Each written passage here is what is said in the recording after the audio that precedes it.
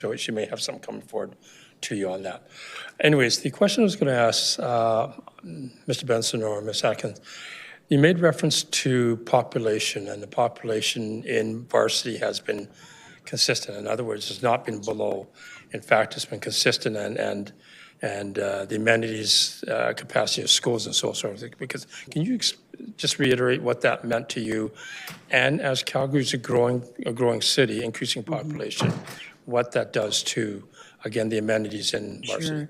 Sure. Now we have we printed off 18 hard copies of our submission, and I have diagrams on attachment 2 and 3. I don't know if it's possible to distribute those, but those are taken from the city's website, which show that varsity has had stable growth since it maxed out population in the 80s. It's maintained the same, and in fact, if you look at the historical growth chart, it's one of the only communities in Ward 1 that has actually experienced population growth in the last 10 years. So I guess the implications of that are that we have certain pinch points in our road infrastructure system.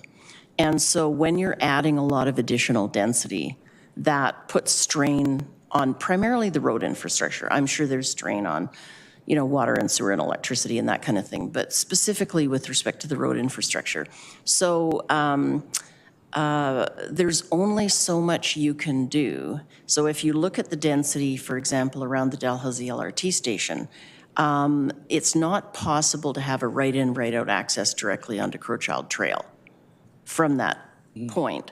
And the DA Watt traffic study, which was worked on between 2010 and 2007 in conjunction with the varsity land use study, was very specific that the maximum amount of traffic that Varsity Estates Drive and 53rd Street could handle was 12 stories on 3 sites, which is Crowchild Square, Groves of Varsity, which is now built, the church site, and then 3 stories on the Silvera site. Right.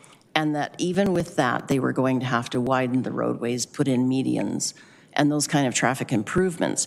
And what's proposed here, for example, on the church site is 27 stories. Now, from a height perspective, it's not a problem. It doesn't overshadow anything, and it's, that's okay. But the roads actually can't really handle that amount of density. So from a height perspective, we don't have a concern, but we do have a concern from a density and number of units perspective. But if you look at the portion on the other side of the Dalhousie LRT station, you have a right-in, right-out from Crowchild Trail, and you have major 4-lane divided roadways to the west and the north with access to that site.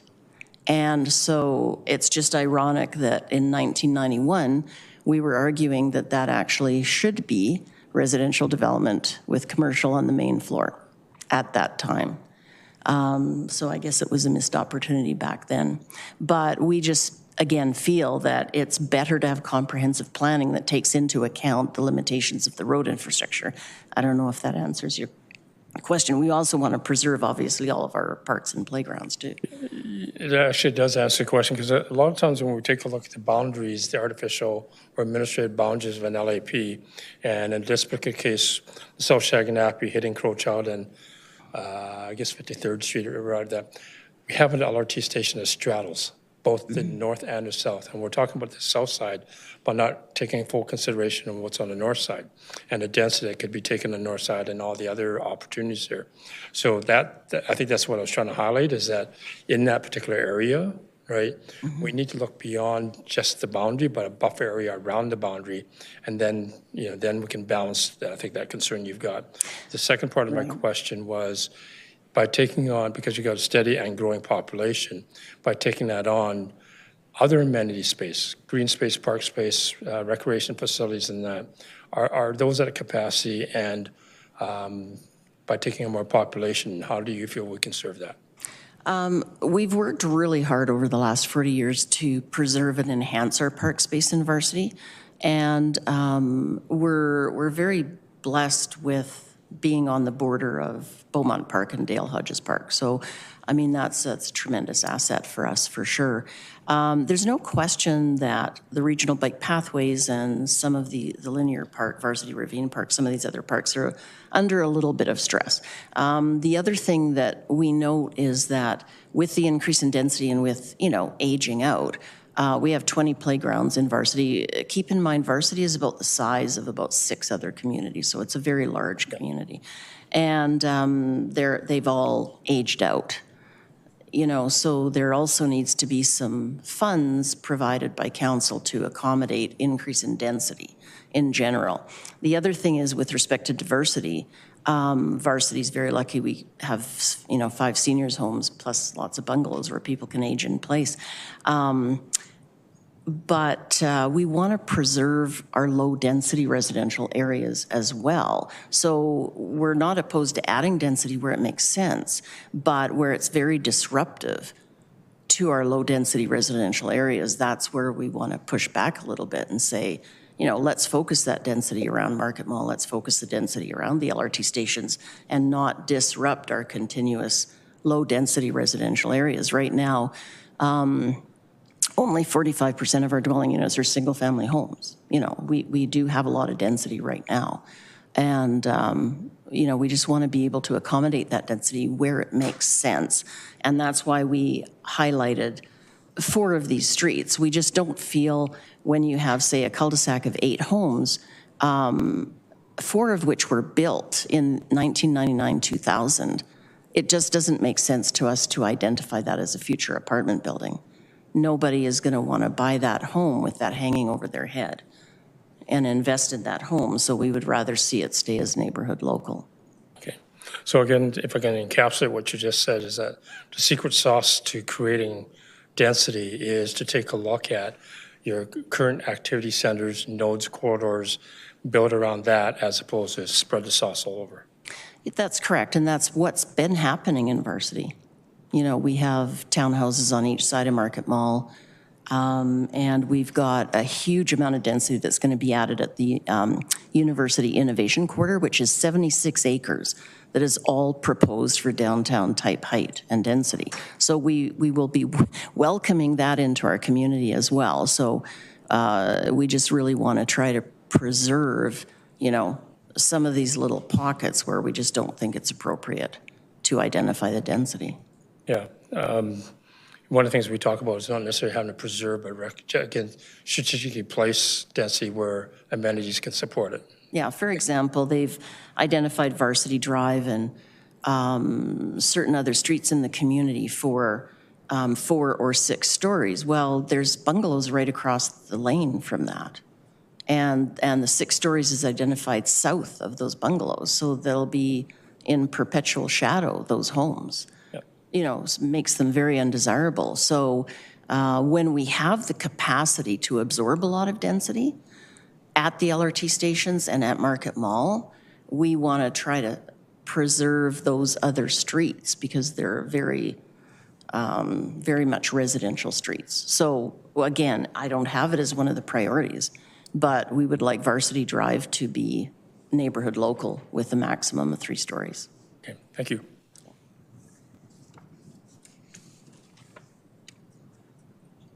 Sorry about that. Thank you very much. That's it. Thank you. Councillor Spencer, welcome. I looked over here to see you. I was like, oh, Councillor Spencer's not here yet. And then I looked over here and here you are. Okay. All right, we're going to move to the next speaker. We have Patty OJ. Come on up. You have 5 minutes. Patty, I have you down as Patty Auger, but it's written. Am I? It's OJ. Is it? How do you say it in French? OJ. OJ.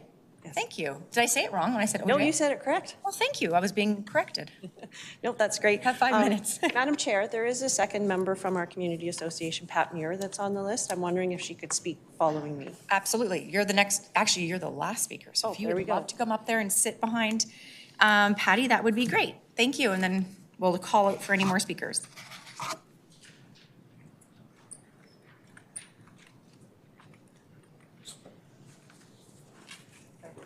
Do should I turn that on when I'm ready, or? I think so. Maybe someone could give you a hand with the projector. I'm not speaking to that just right away. Dear members of the IPC, my name is Patty Auger. I am the president of University Heights Community Association and have been a resident of the community since 2004. Our community is nestled amongst the Foothills Hospital, Children's Hospital, U of C, and McMahon Stadium and the future Field House. Over the duration of the LAP process, I have been able to attend sessions throughout each phase. I want to thank the LAP team for taking 2 walking tours of our community with us and being professional in all the sessions that I attended. This included the best working session of the whole process with the South Shaganappi Area Strategic Planning Group. Having said that, the whole process felt orchestrated from the beginning with a predetermined end result. Initially, the timing of the phases was at a reasonable pace and didn't feel rushed. However, this last phase has been pushed through very quickly. The final version of the plan was released to the public at about 5 p.m. January 21st. Public submissions had to be submitted less than 48 hours by noon on Thursday the 22nd. Changes came through in the last version, such as the expansion of the University Heights Neighborhood Activity Center, which could be a significant impact, yet there was no to little time to prepare. How is that even a reasonable time frame for anyone, let alone volunteers, who have already given hours upon hours through this process? Throughout the process, we repeatedly said that we could not speak about the other communities in the plan area as to where density or changes made sense. We don't know their community. Yet others would comment, University Heights should be all density. Students need housing, not single-family homes. I'm sorry, but the U of C is not the only institution surrounding University Heights, and students are not the only individuals needing housing. Do the doctors, nurses, professors, and all those who work at these institutions not also need housing? Are they also not welcome to have choices such as a single-family home? So let's look at University Heights and what the map actually does. So I'll refer to what's on the screen. I don't know how to zoom out, though. Focus on the north side of our community. Thank you. So our community is already more densified than the average Calgary community. For dwellings, we have 31% single family versus 69% other housing types. With the current Uxborough development, we are gaining approximately 275 more non-single family units. The LAP proposed changes focus mostly on the north side of the community, as well as further increasing the already dense side, which we are okay with. With the proposed LAP, the community would lose approximately 128 single-family homes. We have 429, so that is a proposed loss of 30%. The number of dwellings compared to the city census from 2019 shows University Heights far outweighs the average community, and with the proposed LAP addition, we move to almost 80% high density. We would also draw attention to the blanket statement in attachment 3, paragraph 3, that every community in the plan has seen a decline in viability of housing stock and amenities. We feel that you cannot make that statement. Our community has turned over at least twice and is going through another change again. Plus economy, fire, the previous pending demolition of Stadium Shopping Centre has had an impact on the area, not just density or housing choices.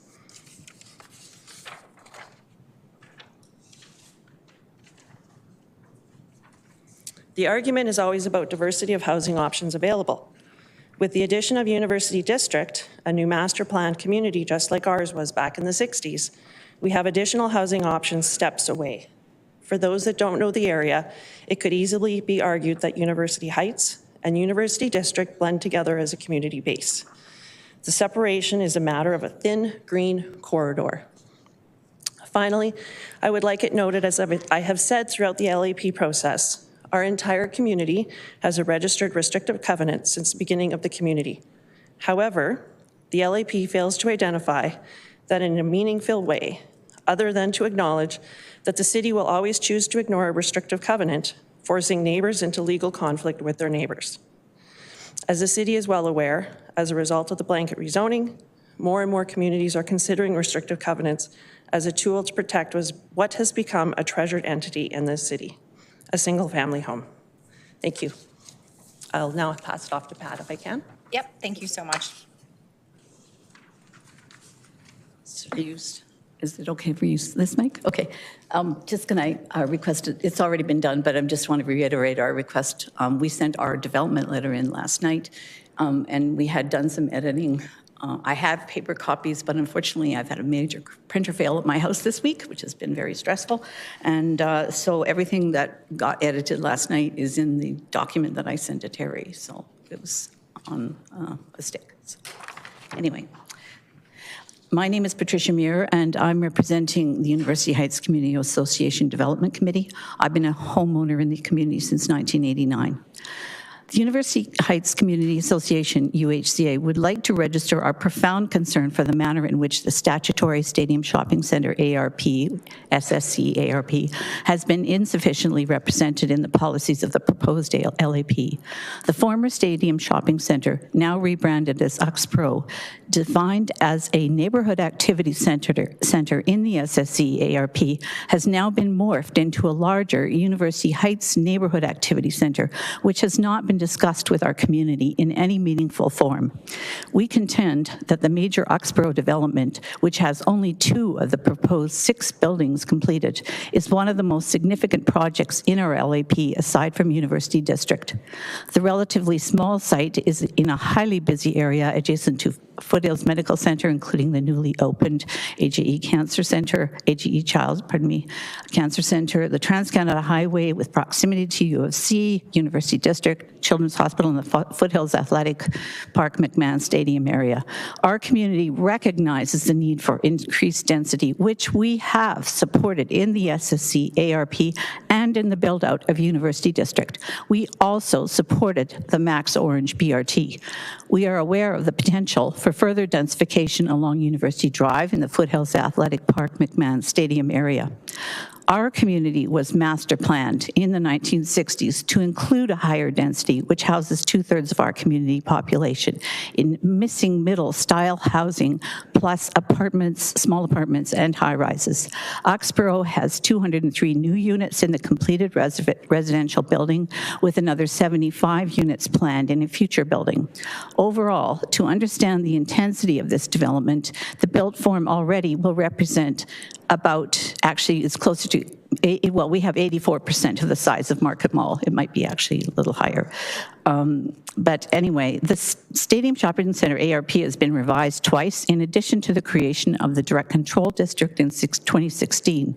In spite of reassurances from our LAP planning team, the policies in the proposed LAP do not adequately include, protect, and respect the many community-involved policy decisions that were included in the ARP and the assurances given to our community over many years. There needs to be a mechanism that encompasses the policies of the ARP within the proposed LAP that adequately addresses our community concerns. Given the proposed repealing of the Shopping Centre ARP, we request that the specific statutory items from chapters 5 and 6 that are not adequately covered in either of the LAP or in the DC rules be incorporated into the LAP. We further request that map 4 be altered to respect the height restrictions of the ARP so they aren't in conflict with the ARP and the DC. We are including a list of our concerns in our letter, referencing the existing SSC ARP and the items in question. We request that these changes we suggest be made and that a meeting between the LAP team and UHCA be convened as soon as possible to further clarify our concerns and prior to this going to council. These are only some of the issues of concern for us, and we're not certain if they've all been addressed, and some of the things in the list that I've given to you, that's at pages 3 and 4, are, a bit hazy in terms of what was covered in the plan and whatnot. So, and also given the release of the LAP, like basically less than 2 hours before our last working group meeting last Tuesday, the posting of the agenda on Monday has severely limited our abilities to analyze everything as completely as we would have preferred. And so we do want to thank the team for all the work they have done with us. and which has been a respectful process, I have to say, even though I also feel it's been very orchestrated. Also want to thank Terry Wong and Becky from the Ward 7 office. And I also want to acknowledge Desmond Bleak, who just came in. And thank you, Desmond, for your ARP. We are still using it. There are still plans ongoing with the shopping center development. We have some active things right now. And I want to say thank you for the comprehensive work you did on the ARP. I just hate seeing it going down. So thank you. And you also say the parks document, in addition, sorry, I haven't run out of time, the parks document also suggests our community is kind of underserved or whatever in terms of parks. Okay. So I just want to get that into. Thank you very much. Thank Well, you. we'll always let you run out of time just to say thanks to staff, that's for sure. So Councillor Wong, you have some questions. And we do have 2 more speakers signed up, so go ahead, Councillor Wong. Thank you, Chair. Ms. OJ, I have to apologize. For 4 years, I've been calling you Patty Auger, so my apologies. That's okay. I'm used to it. Thank you. Actually, this question is going to be for Ms. Muir, and you made specific reference to the stadium ARP and amendments that you want to see, particularly, I think I heard you say chapters 5 and 6. Yes. And the map changes to be incorporated in the LAP. Now, Becky, you made reference to Becky in my office, has had an opportunity to go through the LAP most recently and actually found, I think, most of the references you're looking for in there. Have you been able to find them yourself? Some of them, yes, but still, my concern in it when speaking to Becky, and I'm sorry that David can't be with us today. He's our chair and he's ill. So unless he decides to call in. But yeah, it's, there are some things that are covered in general policy. What we're most concerned about is all the specific areas in our community that we identified, like Uxbridge Drive, the alley between the westbound connection of Unwin, which is pretty much finished, I believe, as I understand it. We've had some little glitches with that, with signage. We had major concerns, and they're ongoing because we're still not clear about the alleyway between the Westmount Charter School and the church. We've always said we did not want a huge amount of traffic going up there. Initially, when the sign was placed for coming out of the parking lot, it was put in backwards, which was actually sending traffic right where we didn't want it to go. Unfortunately, that was an error, so it's been turned around. But we do have a number of specific areas in the community and that need to be addressed, because we feel like if this gets all couched in very general terms, then we have no protection for what can happen in the future. Okay, and some of those things that you referred to are generally captured in chapters 3 and 4. Have you had a chance to go through 3 and 4? Yeah, kind of. Yeah, so I still think we're down to, you know, things about transportation specifically. We still have some areas of concern. I'm trying to find the, you know, some of, and the infrastructure list, in chapter 6 of the ARP, the list of infrastructure has mostly been completed, but there's still some pieces that haven't. So we feel like that needs to be in the statutory. We don't want to see it in an appendix because that's not statutory. So there's that. Because what I've been doing is really focusing back through the ARP. And so there's still sections in chapters 5 and 6 that have more specificity that we would like to somehow push into the area, you know, into the plan, if we could. Okay. Yeah. So, yeah, and we've have concerns about some of the mobility connections, like the cycling and the pathways. We still have a bit of a glitch, I think, on some of the maps that it's sending people way down Uxbridge Drive and making a left where you can't make a left there. You've got to go down the back alleys to get to the park. So there's a few things that, you know, we're still a bit concerned about. Okay. But we could, you know, I'm trying to update the list as we go along, and, you know, yeah. Yeah, so what I'm going to invite yourself to do is document those between now and the public hearing.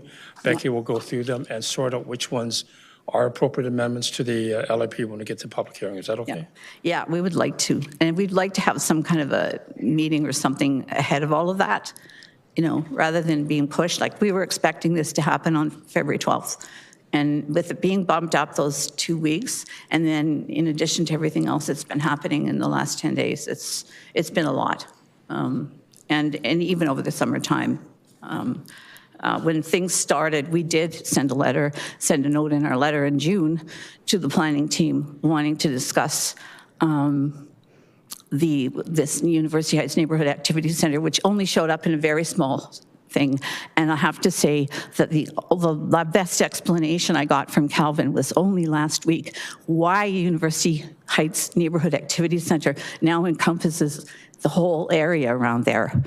That's a complete change. And there's no mention of Stadium Shopping Center aside from the history. I mean, I feel like that's been a kind of a whitewashing of that whole massive project. Right. Okay. Again, I said, But we can send you, like, we'll try to get some updates on, you know, actually gradually going through the documents. Yes. perfect. And when you send that, I'll talk to Calvin about perhaps one of his staff sitting down and going through that before we come And to public Calvin, hearing. you had said too last week, you know, try to get back to me, Eric, like we do. It's been so nuts this week. Yeah, we've been really pushed to get all of the documents kind of read through and compared. It's the comparison, and it's the DC, because the DC itself refers to the Stadium Shopping Center ARP. And we know that the bylaws do as well. So stuff happens to that too. Thank you. Yeah. My last question, I'm not sure if Ms. Hosier or yourself would like to answer, and that is you highlighted along 32nd Avenue where I think on your illustration, the yellow is at 6 stories, right? My question associated with, sorry? So it's 24th Avenue. 24th, my apologies. My question is that in that area, if I could ask a question, what amount of real estate transactions have happened and what types of people are coming in? And if there are redevelopments in that area in the course of the last 3 years, what type of redevelopments are you seeing? Yeah, so we actually were looking at it last night. Pat's actually tracked the sales going back to 2021. I don't know specifically in that corridor, but with the addition of Westmount into our community, so Westmount Charter School, we've seen a higher turnover in houses, definitely on the sales side. Pat lives on that side of the community. I'm on the south side. She can address as far as, you know, what we see is people, if they do come in, they're either doing full renovations or it's a tear down and a rebuild, a single family home. Okay. And I can add to that, Terry. Oops, sorry, I don't know. Sorry, Mike. Or not. Sorry. 24th Avenue, there's a house right now that's undergoing major renovations on the inside. And so you can't really see, there's not much change to the outside, but it's been going on for months. There's one house on the street that was majorly renovated a long time ago and has switched hands a couple of times, but it's probably valued now at over $1 million. It was very high 800s or whatever when it was sold, and then there's a couple of houses that have been extensively renovated. Some on the exterior, and maybe the interior, but there's been a lot of renovations. And I was saying to Patty, we've had 63, what I can count, houses sold that we know about, like on MLS, since 2021 when I was referring back to the census, the federal census. And so we're seeing a lot of families move in because of the schools, because of proximity to the university, and because of our restrictive covenants, and lots of renovations all over the place. And our street alone, I know our assessments have all gone up on average by 15% on my street alone. And we've had this year, a number of properties that sold for well over $1 million. So, yeah. Okay, so the bottom line, a lot of new coming buyers as renovations into our exteriors are single family in nature. Yeah, Okay, and then there's been renovations in some of the duplexes as well that we know about too. Yeah. Okay, thank you. Okay, thank you very much. There are, I believe, no further questions for yourselves. I am going to go to the other members that just signed up. Dennis Robinson? Are you online? Yeah, I'm Yeah, okay, go ahead. You have 5 minutes. great. Thank you. So I'm a resident of the Banff Trail, in the South Shaganappi Local Area Plan District, and I've participated in many of the consultations. I have a few comments to make about the plan. The first I'd like to say just about the engagement process in general and the timing. This engagement process was incredibly extensive, just huge amount of time, money, and effort spent on reviewing the plan in considerable detail. I would also like to push back against something some of the other speakers said, which was this was like rushed last minute. Yes, there were amendments and whatnot, but this plan is very, very, we've seen all the pieces of this, and, maybe they changed a little bit on this street or this side avenue at the most recent update. But this wasn't, a reworking of the whole plan. So 48 hours is lots of time to look at a couple maps and say, oh, they changed spots, here and here. Shouldn't be a big deal. The other thing is that, when we're talking about this plan, I think you have to look at the context of what's going on in Calgary. These centrally planned communities in the 50s and 60s were planned for a Calgary of a couple 100,000 or 300,000 people. The folks who bought into these neighborhoods in the 80s or 90s were living in a Calgary of 6, 7, 8, 900,000 people. Calgary is now much larger than that, and these areas have been developed with very, very substantial taxpayer money, and for the hospital, the university, the C-train line that creates enormous job opportunities, amenities. You're able to get downtown quite easily in the C-train line. And so, it's appropriate that the density here be much, much higher than in other areas of the city. There are developments like at Glenmore Landing or in West 85th Street where locals are very concerned about large towers because they say they're, too far out and they're going to raise traffic. Well, if you don't put larger developments right near in the inner city in these incredibly amenity-dense areas, then you are going to end up with the development pressure being pushed to these other areas and increasing traffic. I'd also like to point out that this plan has had extensive disagreement in the consultation sessions. So the speakers today have said, well, this doesn't, align with what we want. Well, there's many people who went to these consultations and said, I can't afford to live in this area. The rent's too high. I can't afford to buy a house. I don't think I'll ever be able to buy a house. There should be more building allowed, more density allowed to let me into this neighborhood because I want to go to the university or work at the hospital and whatnot. So it's just not accurate to say that this plan is kind of just being run over residents. The reality is that there's divergent opinions here. I would like to see a lot more density in these areas. In particular, around the Dalhousie station, there's been a lot of hay made of the notion that inadequate car access, et cetera, but we're talking about building merely fourplexes or four-story low-rise apartments directly beside a C-train station. We're not even talking about 6 or 8 stories. Right on top of Dalhousie C-train station, you can walk down the ramp, up off the platform, down the ramp, and right onto that street. We're talking about mere 4 stories there. I mean, if you don't build it there, where are you going to build more housing in this city? There's also a basic sort of self-interest point here that if you allow these areas to develop and you allow more people to come in and the economy to grow, the folks who own properties in these areas will make a lot of money. The speaker from University Heights just mentioned the multiple homes selling for over $1 million, the 15% increase. Well, that's free money.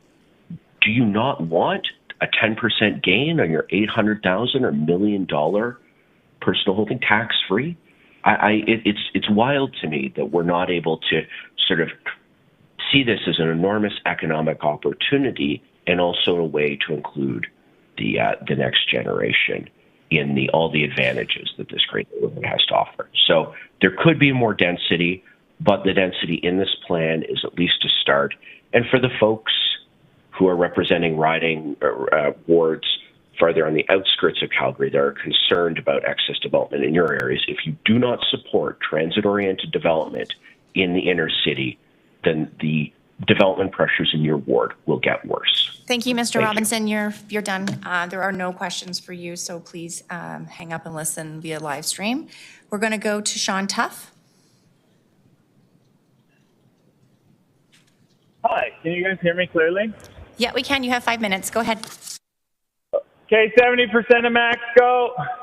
I'm currently teaching at the University of Calgary with my class of 30, sorry. Okay, 90% go. I'm a dad. I've got 3 kids, 2 businesses, and I teach at the U of C part-time.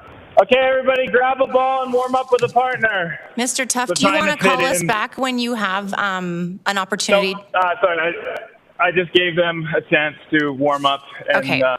beat Go you. ahead. You So, have 4 minutes. Yes. Thanks. The reason I'm just calling in because this is something I obviously care about. I live in Varsity. I used to live in Varsity Heights. They're awesome neighborhoods, super cool, lots of nice people, great parks. They're close to lots of good things. And so lots of people want to move here. And so right now there's not enough spaces for that to happen. And I'm glad that this local area plan is trying to create more spaces for that to happen. When I talk with all my students, their biggest stressors are trying to find places they can afford close to the university so they don't have to drive an hour and a half or take the bus for an hour and a half to get there. When I talk to my friends, they all want to live in housing that allows their kids to bike and walk and get to cool places. And Varsity is full of that, but it's just too expensive for most of us. So I'm in favor of this local area plan increasing the density. I just wish it was more ambitious in trying to make that happen. I find the idea that a place that was master planned in the 1960s, that plan is still good. It's 2025 and problems are different now. So, oh man, sorry. My kids love it here. I love it here, and I would love it to be cheaper and more affordable for people long term. Yeah, thanks for your time and have a great day. Thanks so much. Councillor Wong, you have a question, Mr. Tuff? Mr. Tuff, are you still on? Okay, maybe we'll come back, see if he jumps back on. We have another speaker, Catherine Davies. Are you online? Sorry, I'm still on. Oh, you are still online. Okay, so we'll go back to Catherine 1 second. Mr. Tuff, hang tight. Councillor Wong has a question for you. Mr. Tuff, Sean, thank you. I know you're a cycling advocate, and when we talk about increasing densification in the area, obviously we're also crowding out roadways, as we heard from the Varsity and other speakers here.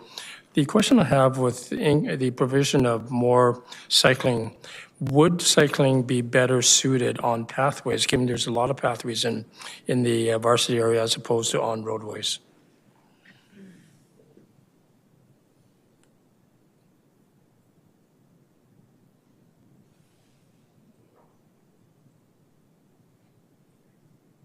Mr. Tuff, are you online?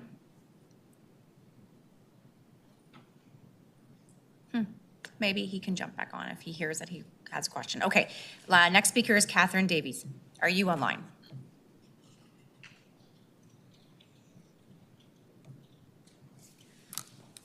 Anyone else online to speak to item number 7.1?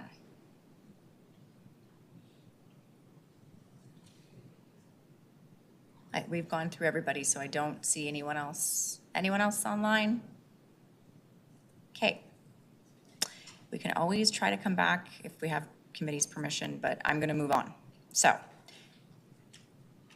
we have finished with the speakers. We're going to move on to questions of administration. So please put your questions in the queue.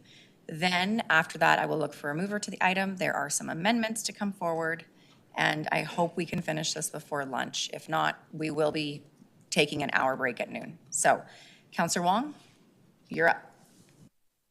Thank you, Chair. First off, I want to just say to administration, thank you for the work you've done. We've been here reviewing many different LAPs, and I believe this is probably one of the better ones that we've been able to read and understand. I also want to say compliments also to putting in the LAP the executive summary and particularly the current context and the future context that gives, I think, people reading it before they get into policy statements and understanding what the aspiration of South Saginaw is going to be. So thank you for that. The other portion in that executive summary, which is the how to read portion, and if you heard before, I'd like to see more of the directive in the front as opposed to referring to the back. And if there's an opportunity just to say must, shall, should, up front makes it a lot clearer for people as they read through the document front to back as opposed to referring. The last thing I'll say in terms of the content of the document itself, and you heard when we talk about this, I believe it was a stadium ARP, there was a lot of flipping back and forth, finding references. So we need to find a better way to ensure that, when we talk about things that we're not back and forth in the document. So just a general comments on the LAP document as we move forward and making improvements. The question that I'm going to start going back to when Mr. Rasmussen spoke, and with regards to the Suncourt comprehensive planning area, could you or your development engineer comment about those three versus that whole block, whether or not, and including that 13th Avenue University Drive intersection, is that something that could be considered as an expanded comprehensive planning site? So, Councillor Wong, there is criteria to put comprehensive planning site. We can only put comprehensive planning sites on larger sites. So those couple of homes south side of the University Drive doesn't qualify for comprehensive planning sites. However, that doesn't mean it doesn't need to align with the Crowchow's study.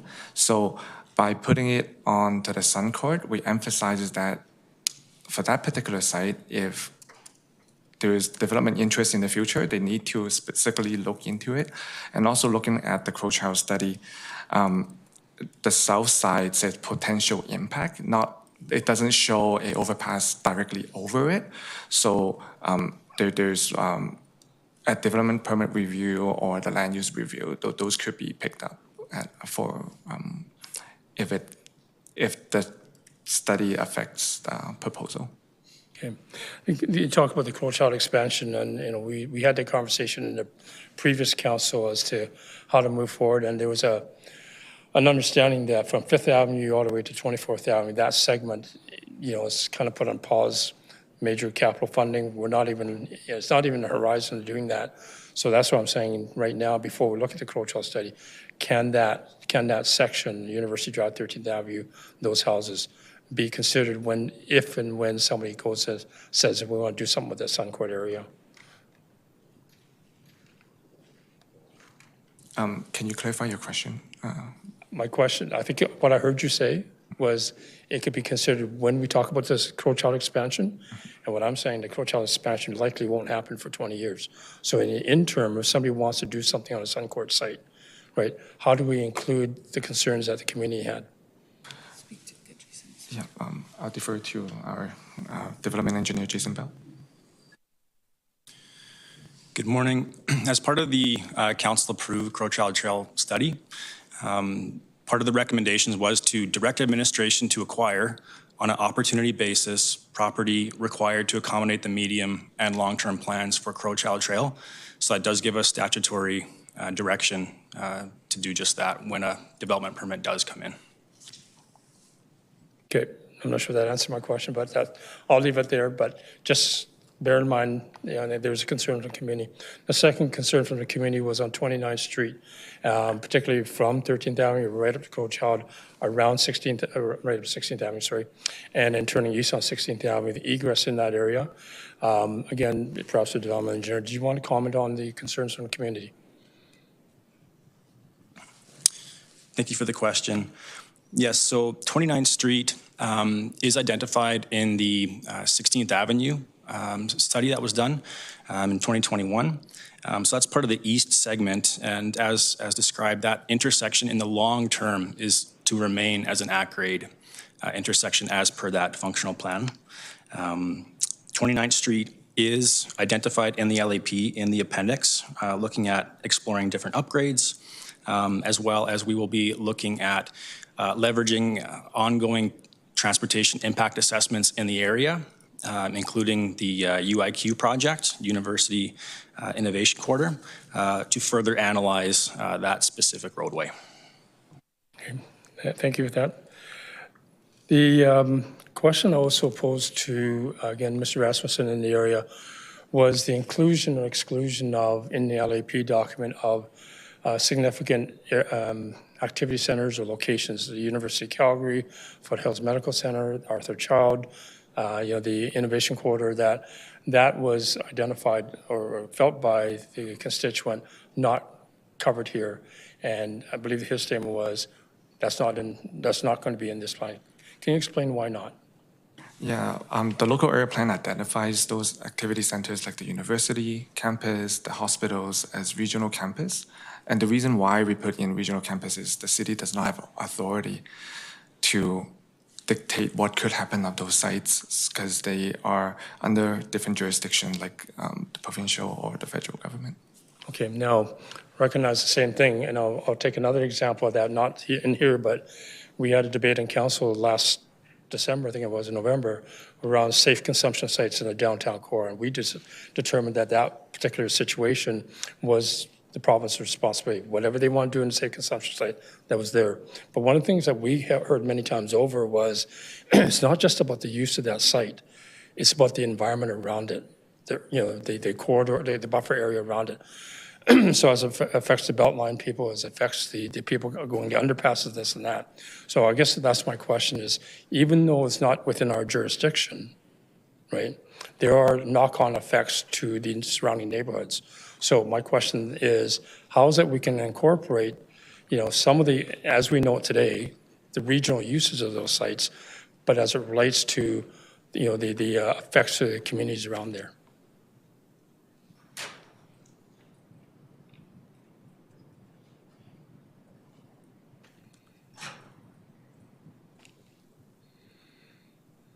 That's not a land use consideration, Councillor Wong.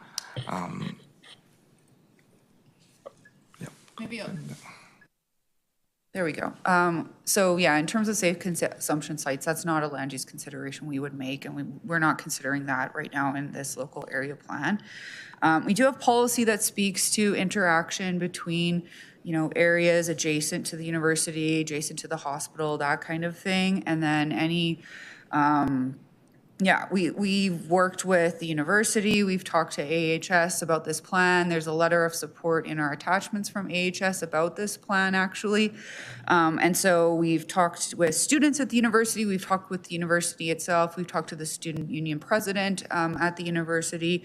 So we do understand that. But like Calvin said, some of those pieces of land aren't within our jurisdiction, so we are unable to write policy directing those institutions to do anything. So we work together collaboratively, but we don't have, we're not able within this plan to actually do that.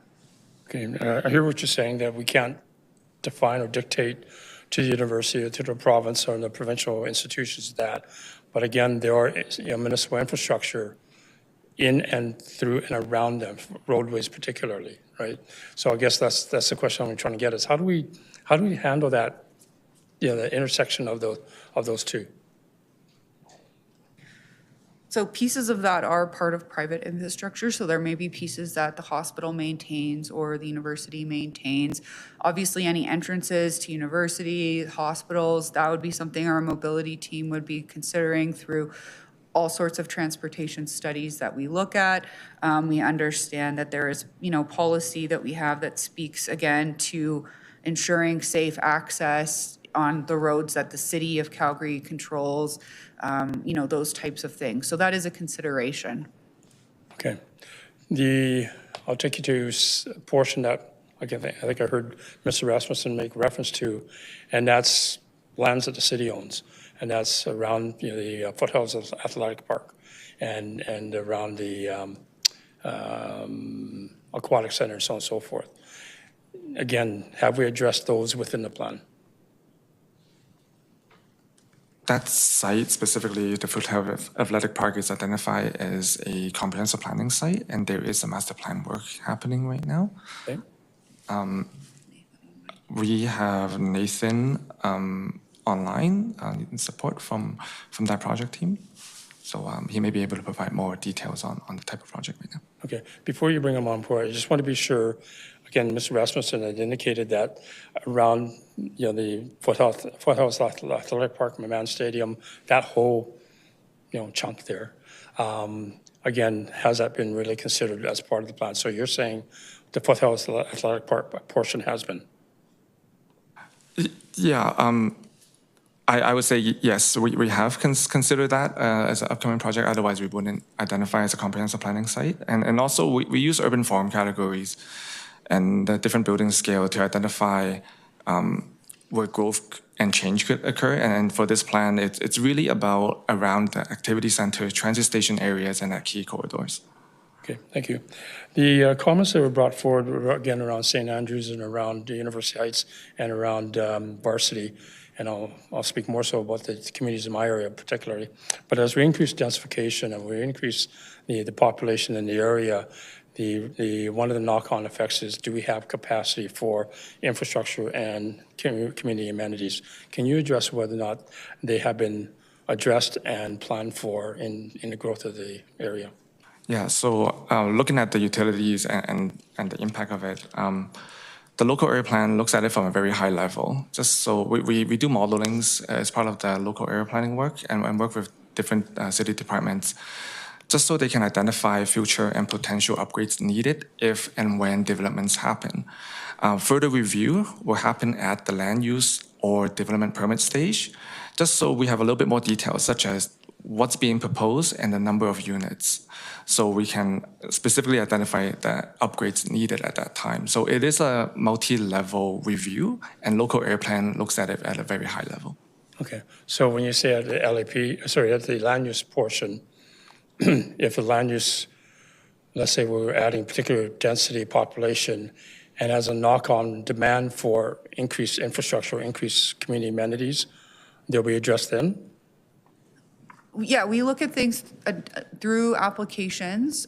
We also have pieces of funding through Established Areas Growth and Change Strategy, through the Local Area Investment Fund, through the 5A network. So we have those pieces that we're being more proactive in terms of looking at where growth and change is happening and what needs to be updated or added to, augmented in order to support that growth and change. And then as applications come in, our DART team would obviously review, the impacts of that development and if any off-site, changes or investment was needed through that process. So there's different mechanisms that we use. Okay, thank you.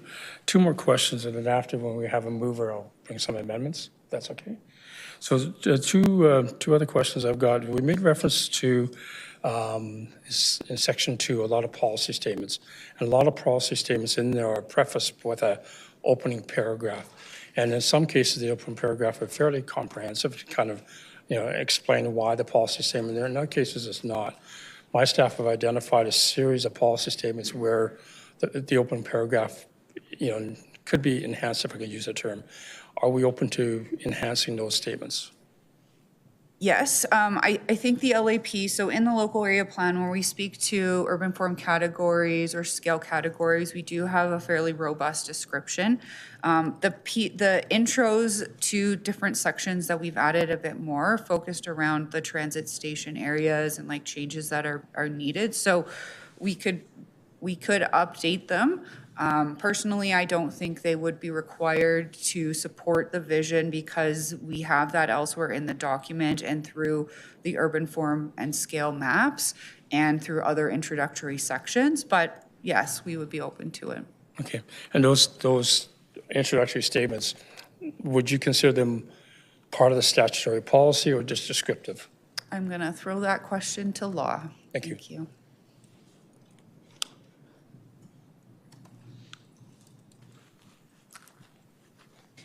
Thank you. Oh, do I have to turn this one on? Nope, there we go. Melissa Senek, Law Department. For the introductory statements before the policies, those are not policies. They're kind of description statements. They just give you a general idea of what the policies are saying. Okay, so the reason I asked the question, what we're putting through in terms of policy statements have been advertised. We've had engagement sessions and that. But if we amend that opening statement, they're not necessarily triggering a advertising period, correct? No, and if they were to be amended, even if they would trigger an advertising period, if they were to be amended before, this bylaw hasn't been advertised yet, so they could, if the amendments could happen in between now and when the bylaw is advertised, that would be fine as well. Okay, thank you. Thank you. The last question I've got is with regards to South Shaganappi has 3 hospitals, Foothills, Children's, Arthur Child. We're also in a corridor of the Max Orange line, also a corridor of the northwest portion of the LRT with two stations in there. And when we talk about the way society is moving forward, whether it be issues of drug addiction, mental health, homelessness, whatever, and we've heard this ourselves. We heard this from Calgary Police. A lot of times that movement happens on our transit corridors because it's easy and free to get on there. And as well, because we have destination sites, as referred to as medical destination sites and that, there's concern that, no, concern's not the right word, I apologize for that. There's expressions that there may be, expressions of safe consumption sites or temporary housing sites, or more and more because they're located around these amenities, around these facilities, right? Do we have statement in here as to how to address a future distribution of those services in the community? We do not. It's up to the province where they're looking to have a potential safe consumption site in the future. So the local area plan does not consider that type of use or users. So people that may want to use that service, or how the people that use a safe consumption site access that service, whether it's via transit or a personal vehicle. Okay. But I go back to what I said earlier when I made Mr. another. Wong, sorry, I just got to interject. Is this relevant to this local area plan? It is. It is. I'm going to get to it. If you can get to the section you're referring to, that'd be great. I just want to be careful if we're not talking about something that's not really before us. No, it's actually quite relevant because so what I'm trying to get at is that the local area plan starts to define how lands and buildings and scales and everything else can be used. It also talks about transportation. It also talks about amenity. It also talks about the way in which our communities are built out and lived, people how enjoy the living. I'm not talking about the safe consumption site itself, nor the temporary housing site itself. I'm talking about the environment around there. And is there ways that we can put statements in there saying, if these are introduced in the area, right, these are some of the criteria or some of the considerations that need to be considered when an application is made? I think at a citywide level, we look at those applications as they come in and the specific context needed. And I think that's the best way that the city can consider potential impacts to a site when it has been determined. Generally speaking, there could be temporary housing anywhere in Calgary. And so I would say if policies are required for temporary housing at a citywide level, a specific local area plan would not be the place to include that policy. Thank you. I think you got to the answer I was going to ask. I'm going to put this question to Jim and Hamilton. Is that what I just asked, that last question, more better placed in the Calgary plan in the future MDP? Councillor, I was actually thinking it's a better conversation at a land use amendment stage. Yeah. Okay. As long as it's addressed, I think that's where people would consider it. The two policies you're speaking of don't get into that level of detail, so I'd suggest land use amendment. Okay. We'll bring forward something later. Thank you. Those are my questions, and then if you were looking for a mover, I'll move it. Yeah, so you'd like to move the whole thing. We'll get to that. We've got a lot more questions in the queue, and then I'll look to you to move it, and then I know there was amendments as well. So, Councillor Carrat, go ahead. I listened to the public comments with interest, and I have to say I'm a lot more sympathetic to the points of view and to the points of argument that sort of suggested that this plan is good, but it's potentially not ambitious enough to address the future that's coming at us. I have been critical of our local area plans in the past, saying that we bury the lead. And I've got two questions here because I think there are two significant leads here that are almost absent from the plan.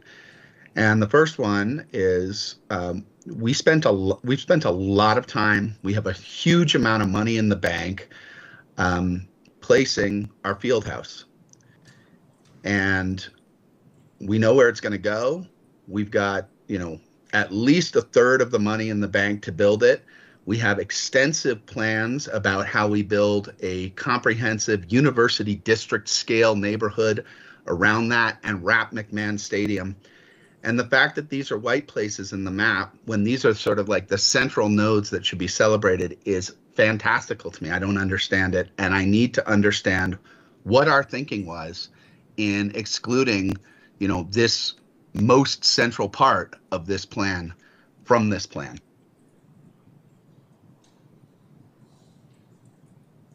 Go ahead.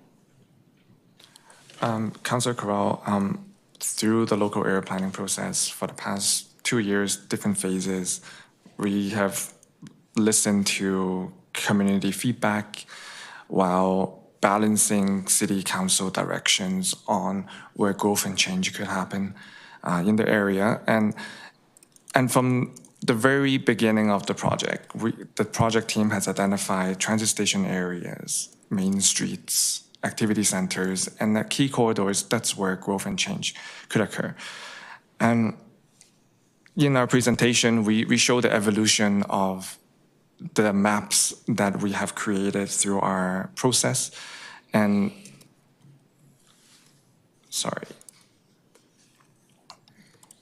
the LEP can be updated as it is a living document. It is for the next 30 years, but it is a living document that can be updated over time. I might just add to that, as Calvin said, this process has taken a couple of years. We've worked really closely with that team, the Fieldhouse group. Things are still happening. And so similar to other sites we've had, Viscount Bennett is another good example in the Westbrook communities where things were underway, discussions were happening as the local area plan was developed. And now that project is moving forward and we're looking at amending the LAP on that comprehensive planning site to align with decisions that have been made. So similarly in this case, when that is completed, and if any changes to the local area plan are required as part of that, an amendment can be made to the local area plan to align with decisions that council makes on that site. Yeah, I don't know. I don't know if I buy that. I think we've got $200 million in the bank, right? We're trying to get money from other orders of government so we can actually build this massive facility that is central to our strategic plan as a city. And the fact that it's almost invisible, it's barely readable in this plan. I think that that's a bad planning decision. The plan that we did around it calls for a comprehensive mixed-use neighborhood. I noticed that the university district lands are well defined as a major activity center. The expectation is that the neighborhood that surrounds this field house will also be a major activity center. Have we solidified where the streets will be? No. But we do know the scale of development that we need to put there. And the fact that we're not showing that in this plan is just a very strange decision to me. Like in map 4, the area where the field house is going to go and where McMahon Stadium is going to go and where we're going to build a university scale district scaled neighborhood around it, it reads the same as Shoaldice Park. It's very hard to see what our intention is as a city here. And if we are not projecting what our intention is as a city, how are we going to convince other orders of government to come in with hundreds of millions of dollars as well? It just, I'm not, I need someone to answer Councillor that question Carra, for me because it seems like a very weird decision. Yeah, Councillor Carra, Ms. Goldstein's at the podium here to answer some of your questions, so hold tight. Hi, Councillor Carra. I wanted to come up because we've I think I'm having a bit of deja vu back to the North Hill Local Area Plan. We had a lot of discussions about the use of the comprehensive development site when at the time, the Midfield Mobile Home Park was in the process of being rethought of. The plans were not yet established, but we knew that they would come forward, and we knew that they would establish all of those pieces of that framework that you just discussed. This is the exact same situation. It's well advanced. We have a team on the line that can speak to the planning work that's going on with that site. But at this time, we know that there will be another step that will come forward. And when that does, we will amend this plan to include those details in there, just like we did at the Winston Heights Village. I hear what you're saying, Ms. Goldstein. I respectfully submit to you that this is one of the most major moves that we're making here, and that we should be signaling it much more than we are here. We know what we know. There are things that we don't know. I think we should at least show what we know. And the fact that we're not, I think it's a level of tentativeness that I think works against our strategic objectives as a city. And I don't think it's a good planning decision. But I hear what and I don't think that Midfield is as significant a site as the Foothills Athletic Park, anchored by a reduxed McMahon Stadium and anchored by our multi-hundreds of millions of dollar destination tourism field house. I guess I'll just pivot to my next question, which is in terms of another big move. There is an active conversation about an infill station at Northland. I know that the LAP, the Heritage Communities LAP, or not the Heritage Communities, the one that's just north of it, in the Chinook Communities LAP, is contemplating showing the infill station that's been contemplated at 50th Avenue. Why are we not talking about a future infill station at Northland? That's part of the plans. We know that that's a significant driver of densification. We know that it's a lot cheaper to build an infill station than to build out further. If we're not putting these big gestures into these local area plans to set the stage for growth for the next 30 years, what are we doing? I'm just going to interject. If administration has a high-level answer to this question, please give it. If you don't, I think this is something to have offline, because I don't believe this is even before us. So I don't know. Just a second, Councillor Carra. We are speaking about the South Shaganappi local area plan today. If you want to bring something forward, there is an infill station being planned for Northland. Northland is not before us. Northland Mall? Are you talking about Northland Mall? I'm talking about an infill station on the red line between Brentwood Station and Dalhousie Station.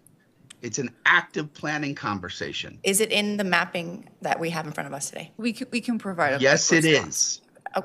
Yes, it is. Councillor Chabot, or Councillor Carra, just 1 second. I will let administration answer your question. I'm going to pass it to Jason to respond.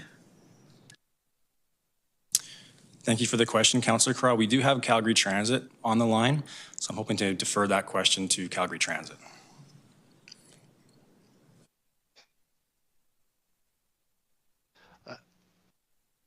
Hi, thank you very much. This is Carl Milkey, Senior Transit Planner with Calgary Transit.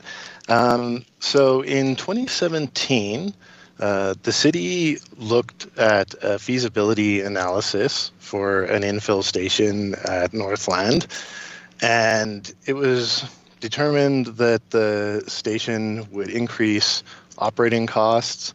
It would be very expensive to implement. And so in order to justify an infill station, the developer would have to come in and provide a suitable station area redevelopment plan and would actually have to fund the infill station for it to be something that Transit would consider. Transit will always consider such proposals that are brought forward. And that's the conclusion of the feasibility study that was done at that time. Thank you.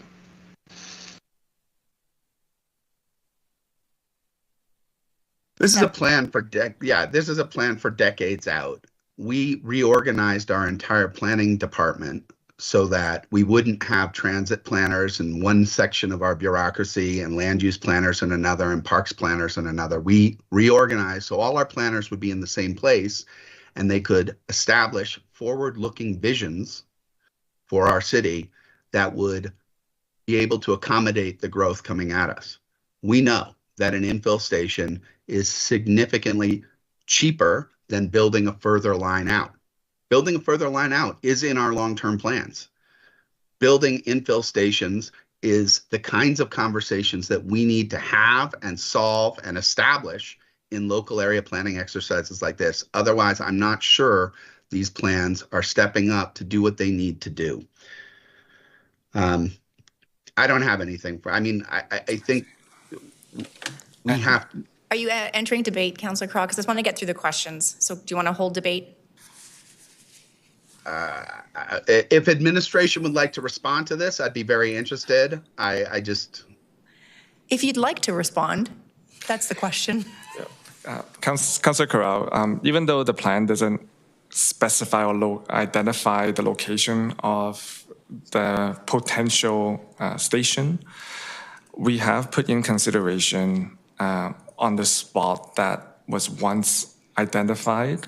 So the urban form categories and the building scale have a location that shows neighborhood connector that provides primarily residential, and for the building scale, we show up to 12 stories.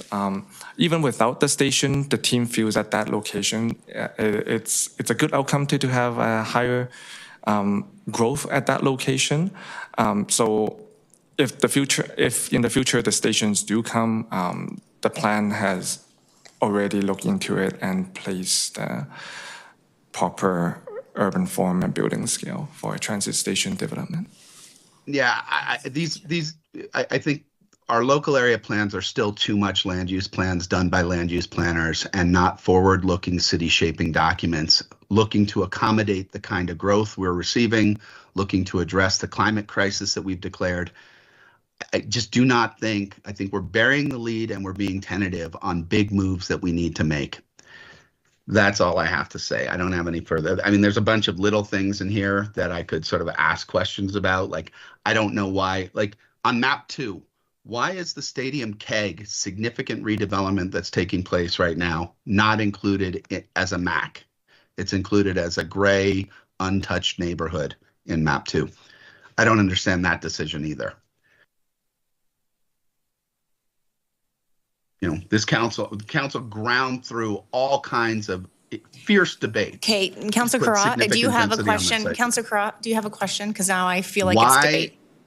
Why is map 2 not indicating the stadium keg lands, which are under significant dense redevelopment right across from the hospital, not indicated as part of the I will map? get administration to answer that. Map 2 follows the municipal development plan. Thank you very much for your answer. Councillor Carra, do you have any other questions? I can, what is the answer to that? Say it again. Sorry about that. Map 2 follows the municipal development plan. Did you hear that, Councillor? But these plans are intended to amend and transform and respond to a municipal development plan that wasn't fully populated. The point of a local area planning exercise is to amend the municipal development plan, not the other way around. Can we put map 2 on the screen? Let's put map 2 on the screen, and I'm going to have GM Hamilton respond. Clerks, it's page 29 of attachment 2 in the draft plan, or 3. To see this. So Councillor Crotts, GM Hamilton here. So this is map 2 on the screen. And I'll just confirm with the team, the title of map 2 is Community Characteristics and Attributes. Is this existing team or proposed? This is existing. Okay, so these are the existing attributes of the local area plan communities. And your question is that your comment is that the local area plan should be going above and beyond the municipal development plan? Did I get that correct? Yeah, well, council approved significant density, and significant density is being built right across from the hospital lands, right at that transit node, and all of that density is not being indicated as a community characteristic as part of a MAC. Is this not the opportunity in a local planning exercise, given a whole bunch of council decisions? Yeah, I mean, do you understand the space that I'm talking about? I believe so. There used to be a low density strip mall on the north side of the shopping mall east of the park that's there. That area is now high density major activity center next to our primary transit network. The fact that we're not indicating it in these maps is weird to me. So I believe the team. Yeah. I'll wait till you're done. Yeah, that's my point. I'm wondering why that's not indicated as major activity center. So the team is telling me that it's identified as a neighborhood activity center. Okay. But it looks like is all of St. Andrews Heights a neighborhood activity center? I don't believe so. Perhaps you and I can work with the team and look at this specifically offline between now and public hearing, and if we have it mapped incorrectly, we can amend that. Okay. I don't have any further. I think these local. I'll save my. You know what? I'll just debate now and just say these are good exercises that we're doing, but we're being too tentative and we're not addressing the integrated planning system that council has, reorged our entire organization to get. We're still operating in silos, and we're still burying leads in the face of the climate crisis, the housing crisis, and ignoring massive investments that council's made that we're not indicating as core parts of this plan. And I think that's disappointing. I will support this plan, but I think we need to do better and be more ambitious. Thank you. I will mark your debate as complete. Councillor McLean. Thank you, Chair. Yeah, this is a good plan. You guys have put a lot of good work into it. I commend you for that. My questions are going to kind of be more about, there's a large segment that is, when we talk about reducing our dependency on automobiles, on the car, which is walkability, cycling, community corridors, which is all fine. I actually agree with Councillor Craw that some infill stations, encouraging people to ride transit, but I'm just not sure that people are going to throw away their cars the next decade even, especially during the winter if they're going to cycle or walk when it's cold out. So my question then kind of goes to page 107 when we're talking about 16th Avenue with some plans there. And it's pretty well recognized that's a major goods movement, a lot of traffic on that road. And you're talking about exploring removing traffic lanes for street parking. Is that what you're talking about? I mean, this is a major road, and you may be talking about putting street parking on it. And I'll say one thing further. You're improving cycling connectivity to and from 16th Ave and 4th Ave, or putting cycling tracks on like a major corridor. Is that part of this plan? Yeah, I'll defer to Jason Bell for mobility. Thank you for the question, Councillor McLean. So the LAP is not setting any new direction. We are deferring to the 16th Avenue functional planning study that was done in 2021, which included a functional concept as well in concert with the streetscape master plan within the neighborhood Main Street in Montgomery there. So that study recommended short, medium, and long-term plans. The short-term improvements have largely been going on at the intersection of 16th Avenue and the Shaganappy Trail loop ramps, so enhanced for traffic safety.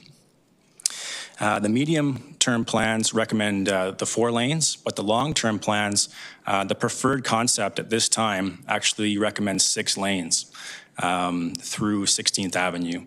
And that would include So basically 3 lanes in each direction through the main street and off-street parking through the main street. And the study does confirm that 16th Avenue is not a typical main street, as none of the shortlisted options accommodate fewer lanes or accommodate all-day on-street parking. This is largely due to the role of 16th Avenue as a major east-west connector and river crossing. Yeah, it certainly is. And I kind of brought up similar objections on the Heritage Local Area Plan when they talked about parking or bike lanes on McLeod Trail. I just think we, as much as we want to encourage people to walk and ride transit, we just have to recognize that what they're doing in Toronto, the congestion is so bad, they're actually removing bike lanes. And so I guess my question, and not to end up with, say we go down the road 5 to 10 years, we're a growing city, we have tens of thousands and hundreds of thousands more people move in. We all still like driving cars. And we plan everything around the fact that we're going to have reduced automobile traffic. What do we do then when we have more cars and we plan for less cars? Maybe I'll just start by speaking a bit to the last point, just to add that when some of that work that Jason was referring to is happening, the businesses are ones asking for this. They want that short-term parking, those parking lanes, so people can jump in and jump out. People in Calgary are going to continue to drive, so we're planning for that, but we're also planning for more mobility choices. So people can have their car and maybe they drive it on the weekends, but during the week they want to take the bus to work or bike to work or bike to the grocery store. So the intent is not to remove vehicles from Calgary by any means. It's just to consider what modes and what opportunities people can have and have more options for people to take the mode of transportation that they want to take. So they aren't required to take a mode that they either can't afford, aren't able to use because maybe they aren't able to get a driver's license, for example, because of a disability or other reasons. And so that's something that we're always looking at, is looking at how we can continually improve our road network, access to transportation options in Calgary for all Calgarians. Yeah, I appreciate that. And not really much of a question here, but maybe just some debate, because as we reduce parking, in most developments for parking in front of your resident in your home, and then we're talking about adding parking for the commercial, those don't really comply, and I think we should recognize until something changes, and we're a winter city, a lot of people want to travel isolated to the mountains or to other cities. I mean, I just think cars are a reality. We just have to keep that in mind in everything we do. If you can expand 16th Avenue and increase traffic, because that's already slow as it is, that'd be fine. But that was just my question, if those were reality-based plans and what we're going to do with our main utility corridors or even in our neighborhoods. But again, thanks for your work. Councillor McLean, I think Ms. Goldstein wants to answer the question for you, or add to the question, answer to the question. 3 conditions. Ultimate here, it is I don't think that I'm even on. It's okay. So that's okay. This mic, these 2 mics are finicky. So Mr. Bell did talk about those 3 conditions. So in the near term, intersection improvements, in the medium term, looking at some enhancements, and the enhancements being potentially addressing small segments that have short-term parking so that the businesses in that area, especially as it transitions, when we go by Home Road, there is a feeling that it changes along 16th Avenue, and then in the long term, adding a lane in both directions, so that's 6 lane in the future. Perfect. Thanks for that. Okay, so just 1 second. Councillor Chabot, do you have questions? Because I was going to skip over there's no movement yet. Nothing's been moved, and Councillor Spencer has questions, but then we have a second round of questions, and we need to break for lunch. So are you okay if Councillor Spencer goes? Because he promised to be really quick. All right, Councillor Spencer. Thank you, Councillor Chabot. Thank you, Chair. So my question is a little bit more macro. We have the implementation options in the way we talk about them in older plans. Now it's kind of moved to investment options. In my mind, it's all the same things. I'm seeing nods, so I won't ask specifically on that. What I'm wanting to know is what kind of tracking the organization is doing, because a lot of them are explore. I mean, they're future focused in the way that they're written, but then there's a whole bunch of them that are like, we will undertake this work fairly quickly. And I believe showing the value of this work will be attached to showing the improvements. Obviously, the people that live closest to them and will be the most impacted, will care the most, and will not need the data tracking. But then there's a much broader conversation. There's things like the capital projects map that we have that's fairly new. Is there any work being undertaken to track investment upgrades connected to LAPs so that that can be a part of the public conversation? Yes, so as part of the LAP program, we do have a sustainment and monitoring team who is starting the work on tracking these implementation options and community investments. And so for the 3 approved local area plans, North Hill, Westbrook, and Heritage, they have worked on legacy web pages, which indicates which projects have actually been implemented already. And so the community can take a look and see, okay, this was identified in the local area plan and is now on the ground. Okay. Is there any plan to put it on a GIS map in the future? Like I was just playing a little bit around on the capital projects map. It's very comprehensive in terms of what you can have access to. Is that a potential already contemplated for the future, that somebody could go and click on a capital project and go, oh, this was triggered by an LAP? Yes, we're definitely always looking at ways that we can better share, where funds are going and what projects are being implemented. So we are looking at not only through like the LAIF that Sarah mentioned, but through established areas growth and change, through 5-8 network, what projects are happening in communities so people can see what is getting constructed.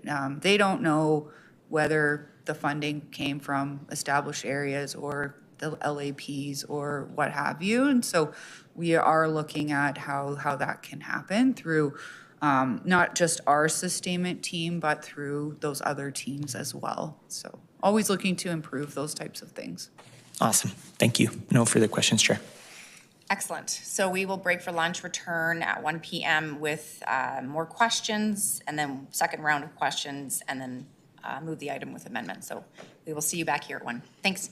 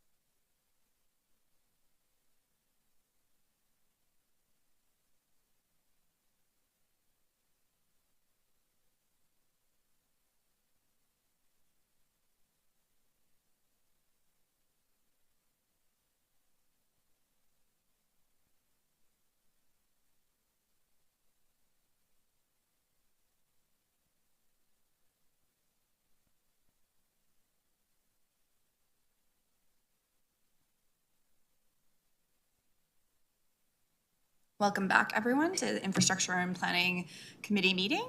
Clerks, can I get a roll call, please? Thank you, Chair. Confirm quorum. Councillor Chabot? Present. Thank you. Councillor Chu? Here. Thank you. Councillor Demong? Councillor Dollywall? Councillor McLean? Councillor Penner? Councillor Spencer? Here. Thank you. Councillor Walcott? Councillor Wong? Thank you. Councillor Wyness? Councillor Craw? Here. Thank you. Mayor Gondek? Councillor Sharp? And Vice Chair Meehan. Thank you. I am here. And Councillor Sharp will be joining us in just a few minutes. So I think going back to the item that we were on 7.1, we are, I believe, at Councillor Chabot for questions. Please go ahead.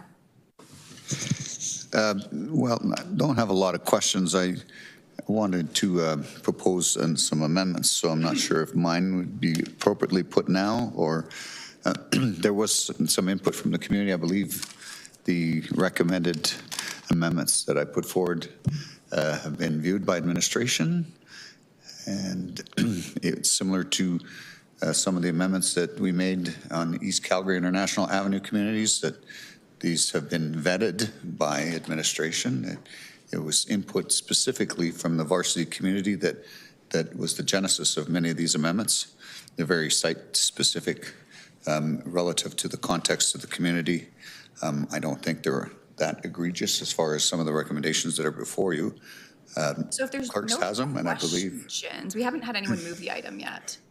Okay. So I think Councillor not Wong moved still has questions. So we'll go to Councillor, you're in the queue for a second round. Can is I that just correct? make a quick comment? Yes. I do want to say, though, insofar as what administration has done in this LAP, it's obviously an iterative process as you go from LAP to LAP, and I have to say I'm seeing some significant improvements from one to the next. The engagement process, I believe, was better here than it was in some of the previous ones, and quite robust. But again, it comes down to some of the comments that I heard from the community.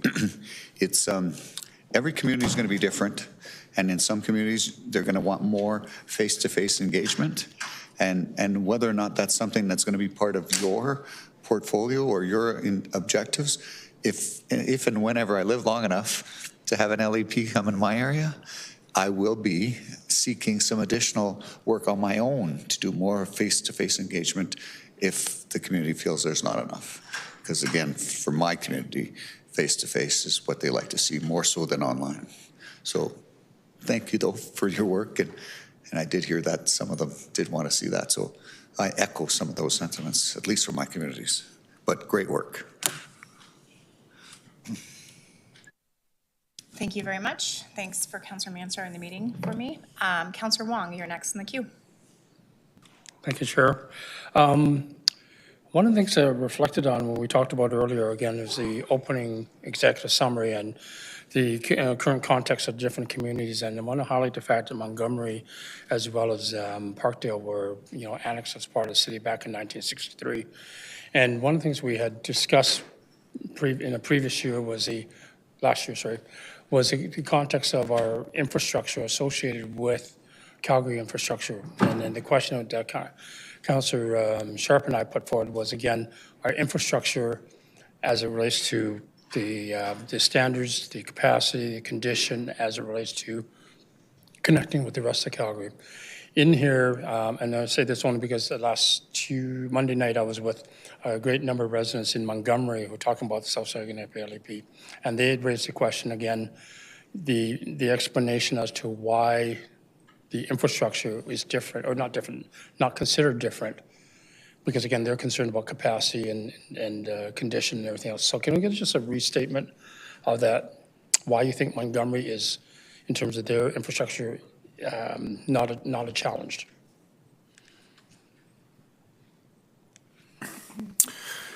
So in terms of infrastructure, it was said before, but the local area plan is a good way to sort of measure as to how this area could build out in the future. And we do model this out with the utilities group. But it's a long-range scenario-based model. And so for full build-out, We will have to look at the proposals as they come in. Obviously, there's no timeline attached to any of these proposals. We don't know when these proposals could eventually come in, so yeah. Okay. The one particular capacity issue they were talking about was, again, road widths and curvatures in some of the alignments. And the folks in Montgomery had an opportunity to go talk with the fire chief as well as an item before the subdivision appeal board about the curvature of the roadways, the width of the roadways, and adding more density and therefore more parking. Would there be a public safety, public emergency access safety issue there? And again, if you can just address whether or not that's a consideration. So all of these items will be assessed at the development permit and land use stage. So they would be looked at more comprehensively as those applications came in. Like I said before, we don't know what those applications look like right now. So they would have to be assessed at the development and land use stage. Okay.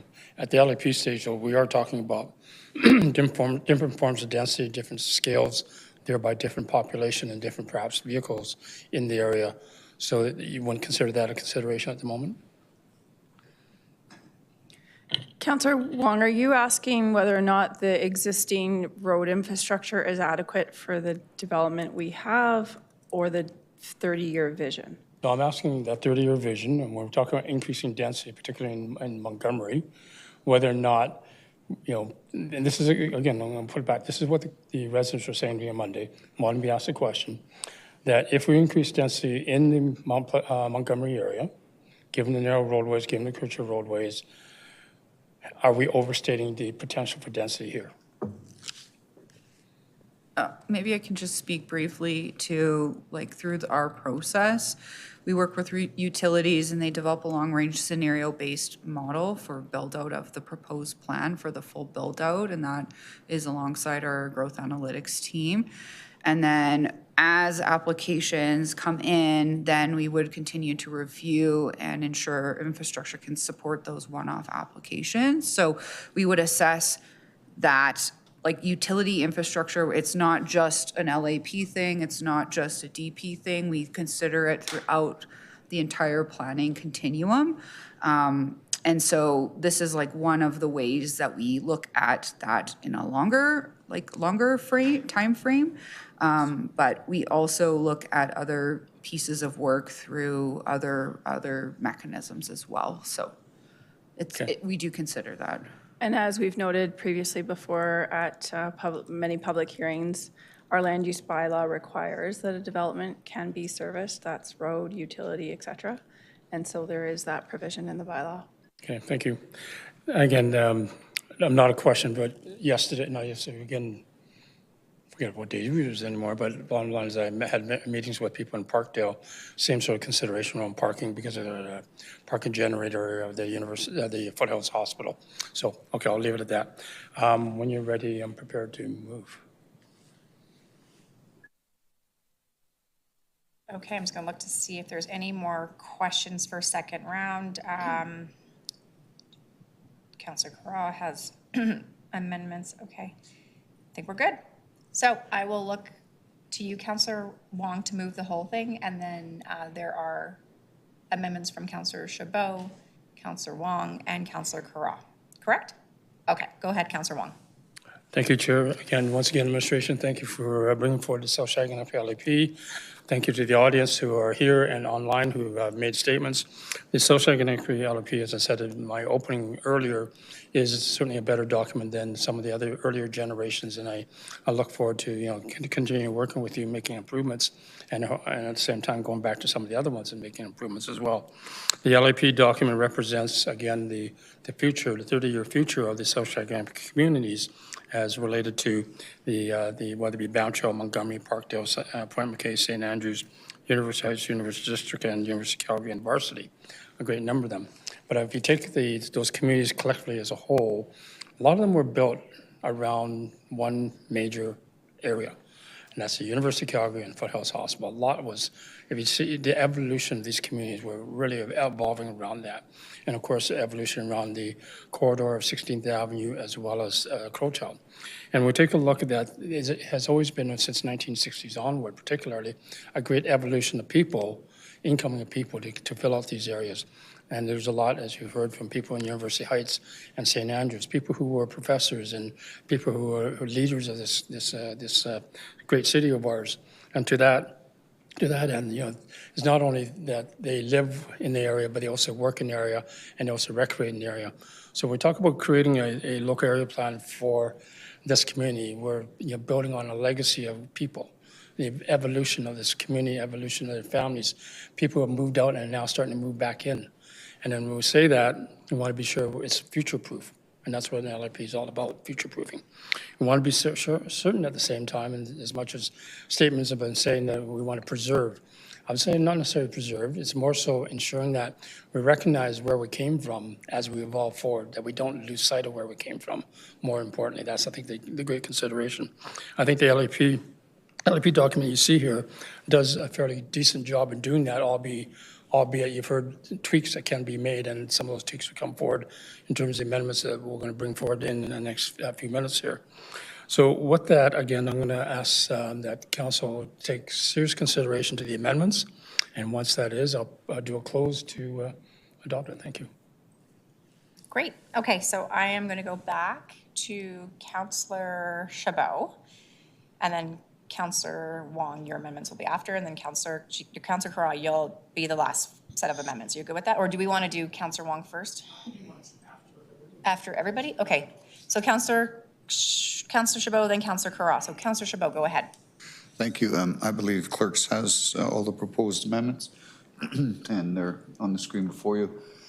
Rather than getting into debate on all of them, what I can say is that these are reflective of what we heard from the folks from the varsity community primarily, and they've been vetted by administration. They've had a chance to review the amendments, and I believe they're properly worded. Happy to ask the question from the folks from admin, what their thoughts are on these proposed amendments.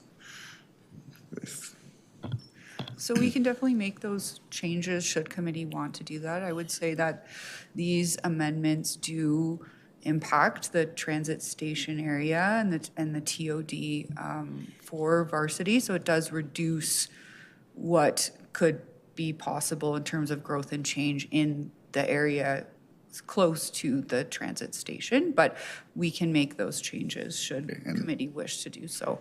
In the isolated location where this is in reference to, yes.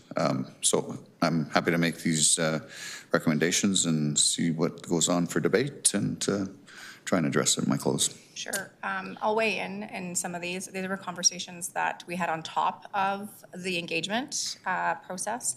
And so the ones I believe that are referenced around the TOD site, it's a tricky one because the houses in these cul-de-sacs are around $2 million a piece. So someone would really have to go in and buy up the land, in particular the cul-de-sacs.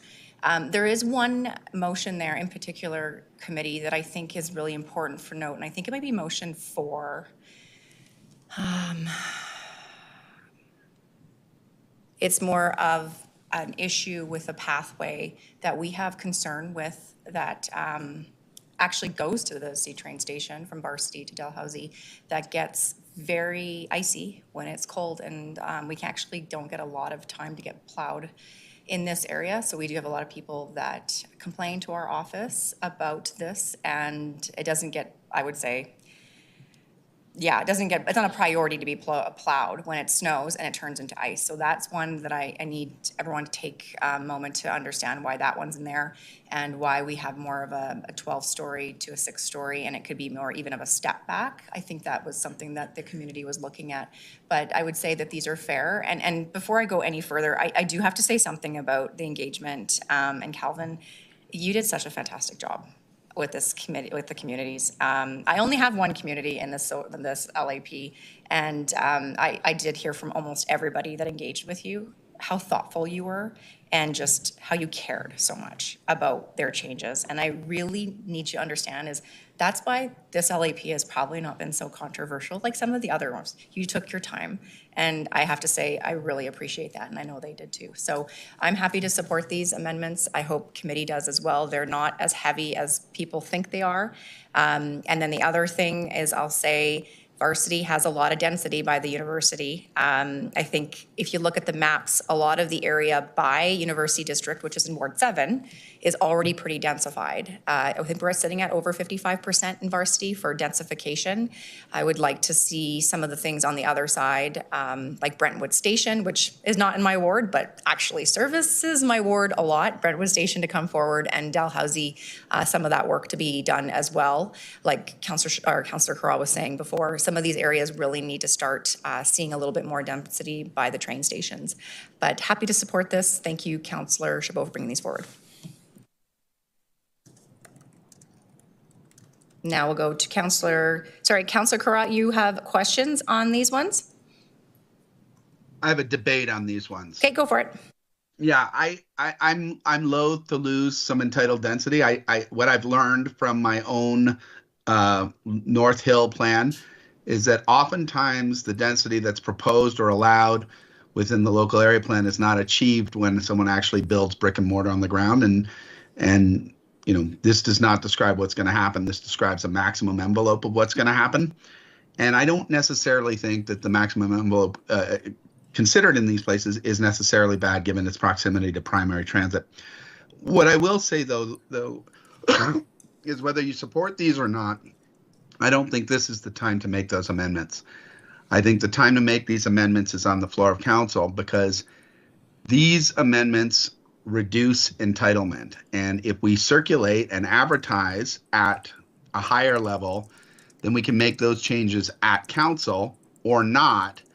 But if council wants to up the density, then it's impossible, and it has to go back for a recirculation. And so I think in the spirit of this being a plan that emerged through extensive community consultation, noting these amendments now, but making them after it's been circulated is a better move from a governance perspective. So I can't support them here at committee, whether I supported them or not, because I think anything that claws back entitlement should be made at council after circulation. Thanks, thank you, Councillor Corral. We will talk to GM and clerks and see which way we should be doing this. So I will go to Councillor Spencer. Thank you, Chair. We're not that far removed from a conversation where we asked administration to go back and add in our established areas, in amenity-rich areas of our city. I don't love this from a precedent-setting kind of standpoint.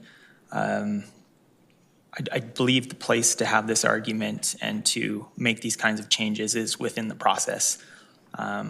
Making edits at the end to specific streets just means some other part of the neighborhood is going to be dismayed that they were not included in this kind of sensitive, fine-grain edit at the last minute, and sets up the future processes and future plans for more of this. So I will not be supporting this amendment, and encourage these kinds of things to happen within the LAP process. Did you want to weigh in? Okay, we're going to go. Okay, thank you, Councillor Spencer. Councillor Chabot, would you like to close on these? Yeah. So actually, this is the time to make these amendments. Otherwise, it will have to go through back for an amendment and then be included as part of the circulation and be amended or recirculated prior to second reading, and amendments made at second reading. So if we're going to make these amendments, now is the time to do it, so that it's part of the circulation, so that people have an opportunity to review it.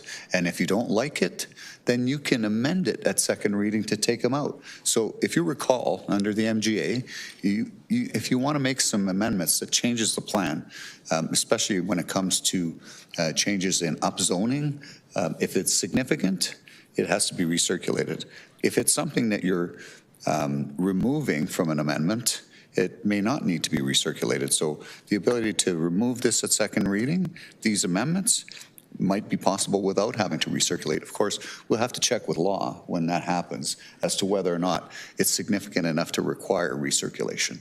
But now's the time to do it, because this way it does go through that process that people can weigh in on these amendments and then voice their opinion when it comes to council at the public hearing. So if we're going to make amendments, it's now.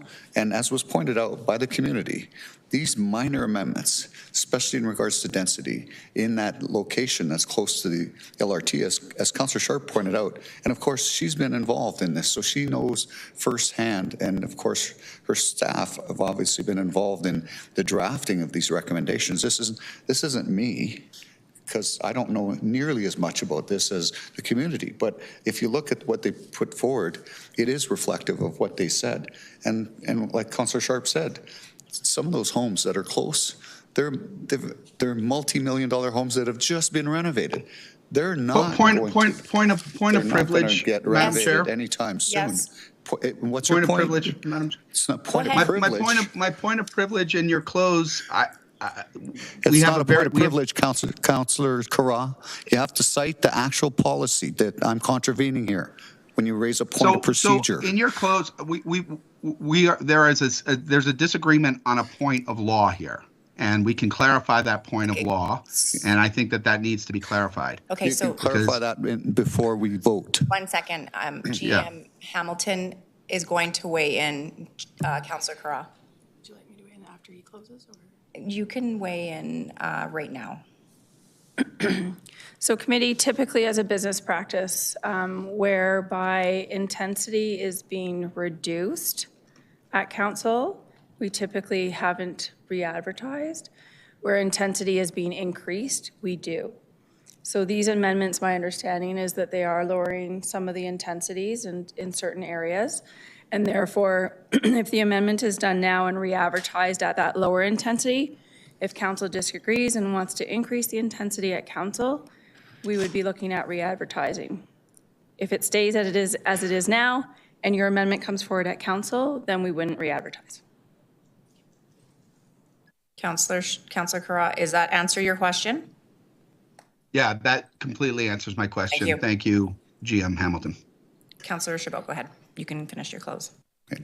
As was pointed out, some of the homes that this will impact specifically have gone through significant renovations recently. They are of high value. The ability to consolidate all of those parcels to do a redevelopment is highly unlikely, at least for the foreseeable future. So why would you want to make a change, include something now that's not likely going to happen for at least 30 years?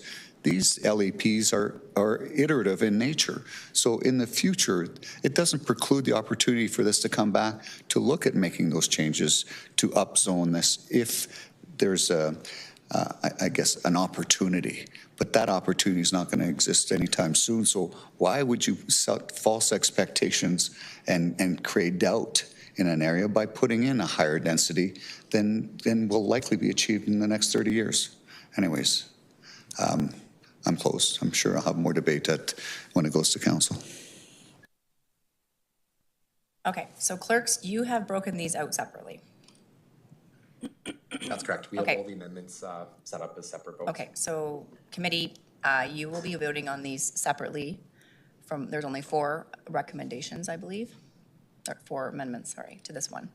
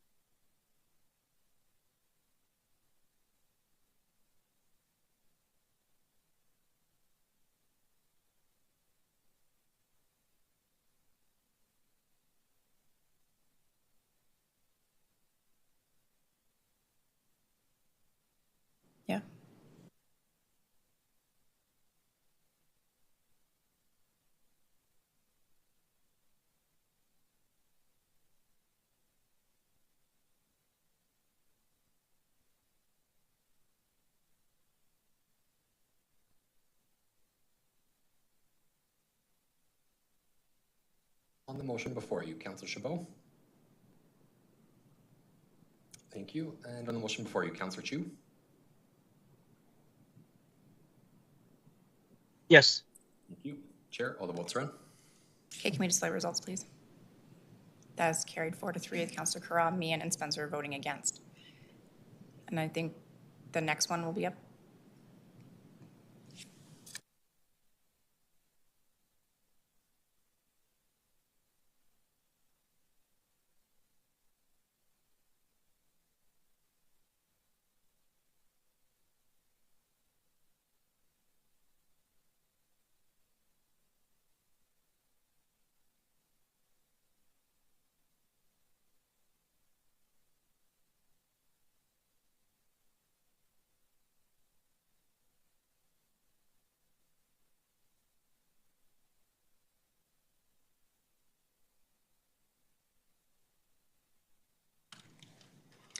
On the motion before you, Councillor Chu. Yes. Thank you. And Councillor Wong. Thank you. Chair, all the votes are in. Can we display results, please? That is carried 5-2 with Councillor Meehan and Spencer voting against.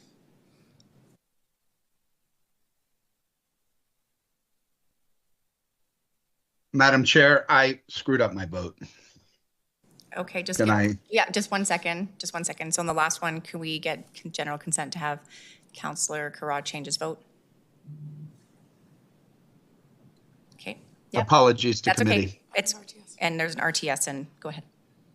Apologies, everyone. I believe, and if I could have the team come up and clarify for me, that there is a section number wrong still in this one. In the second one or the third one?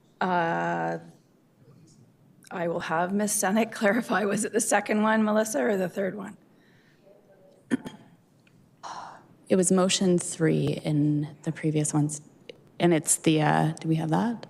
We'll do the vote for number 2, and then if you can just stay there and help us clarify for 3. So we've changed Councillor Carra's vote, so it would be 4-3 on the number motion 2. And now we have motion 3 up, which I think there was a section number that needed to be fixed. Clerks, do you have the proper?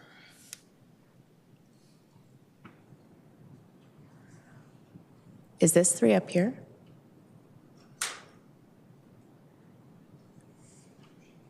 This isn't the one that's got the wrong number. Do you want to go back to number 2 and just look? Sure, yeah.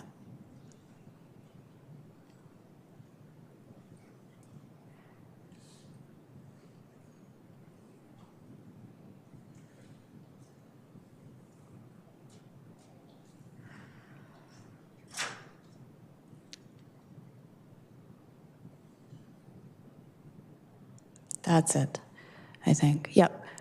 Nope, that's not the one. I'm so sorry. It's, there's reference to section 2.5.4.4.C in one of the motions.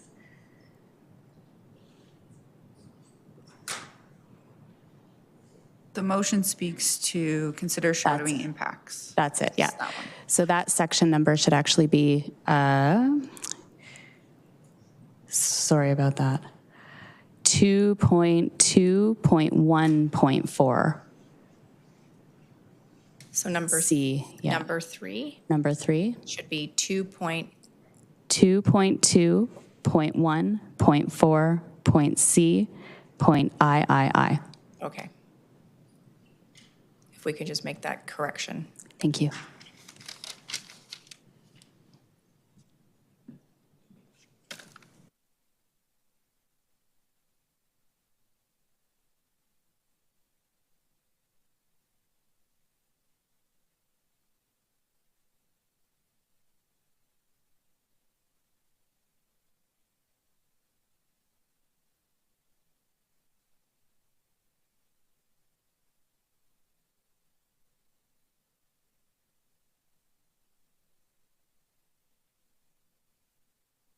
Okay, committee, we're recasting that vote because there was a section number that was incorrect. So please go to eScribe.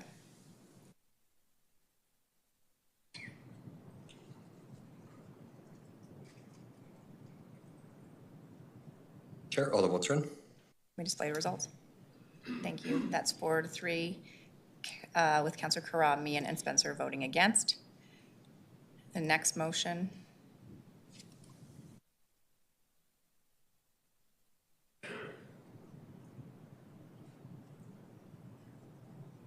Okay, go to e-scribe for that.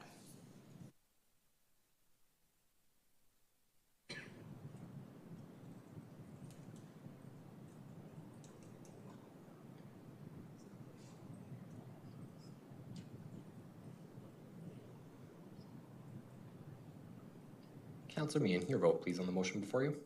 No. Sorry, that's a no. Councillor Meehan, just to confirm that was a no. Yeah, that was a no, sorry. Chair, all the votes are in. Okay, we display results.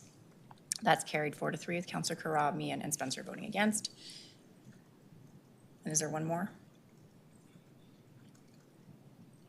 Okay, last one up, an e-scribe.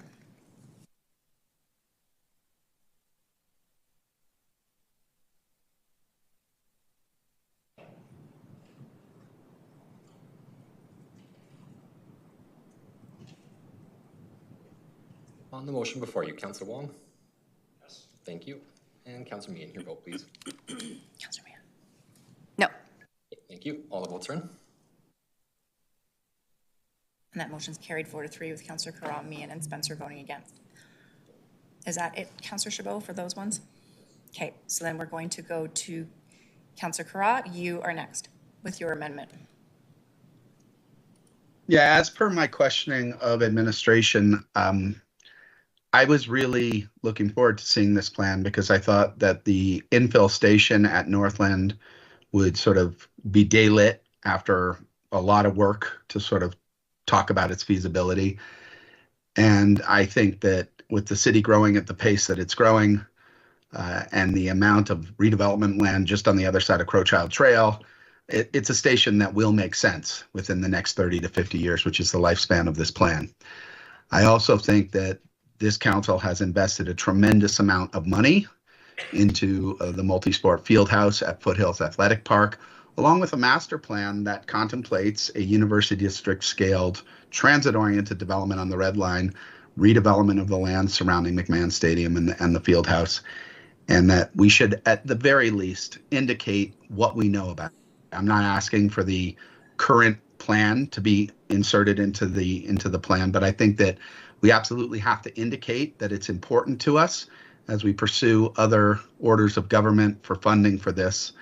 And I think that it's a real celebration for the Shaganappi communities that we should absolutely talk about within the plan. And so I'm asking that between now and coming to council that we indicate and include consideration of an infill station at Northland Drive, and we indicate plans for the field house and surrounding neighborhood at Foothills Athletic Park. And I hope this committee will support that because a lot of work has been done and they're key components of the future of this area of the city. Okay, so I have some questions. Councillor Carra, I like where you're going with this, but I do have some questions. Maybe I'll ask administration first, and if not, then you can answer them in your close. Sorry, I'm gonna start coughing. So, you know what? I'm gonna wait because I'm smelling my throat. So go ahead. Councillor Carra, just referencing back to the discussion we had on Councillor Chabot's motion, your motion says that the Infrastructure and Planning Committee recommend that council direct administration to, but then just what I heard you say verbally was for admin to make those changes now before council, and so I'm just asking for clarity on that. That is a good question of clarification. Can we? I've worked on this with Dr. Goldstein. Maybe Dr. Goldstein can weigh in on how she sees this best taking place.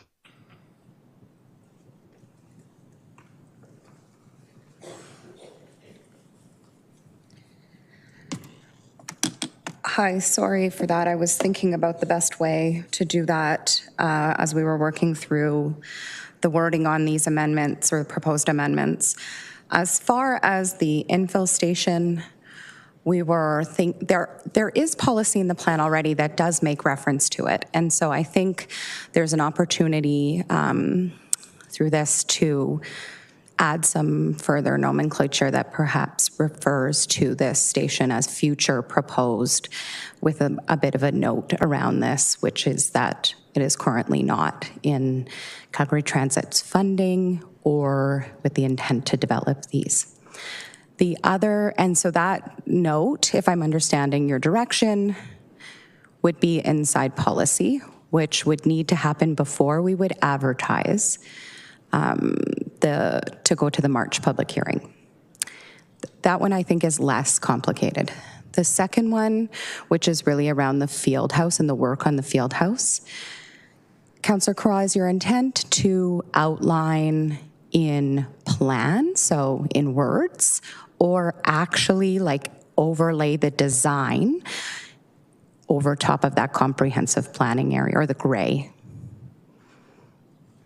Well, to answer your question, Dr. Goldstein, I think that we have done a pretty extensive master planning exercise, but I think there are still a lot of questions about that. What we do know is where the field house is going to go, and its rough sort of like scale. And we also know that in order that there is plans to put a university district type of neighborhood in and around the field house and the surrounding athletic park facilities. And so I would suggest that rather than sort of actually add a plan, just indicate the scale of the development that's being contemplated there on the map, and with some words.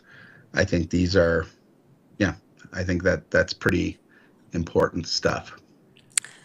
And I'm not suggesting that we lock in anything that we don't know, but I think we can indicate what we do know.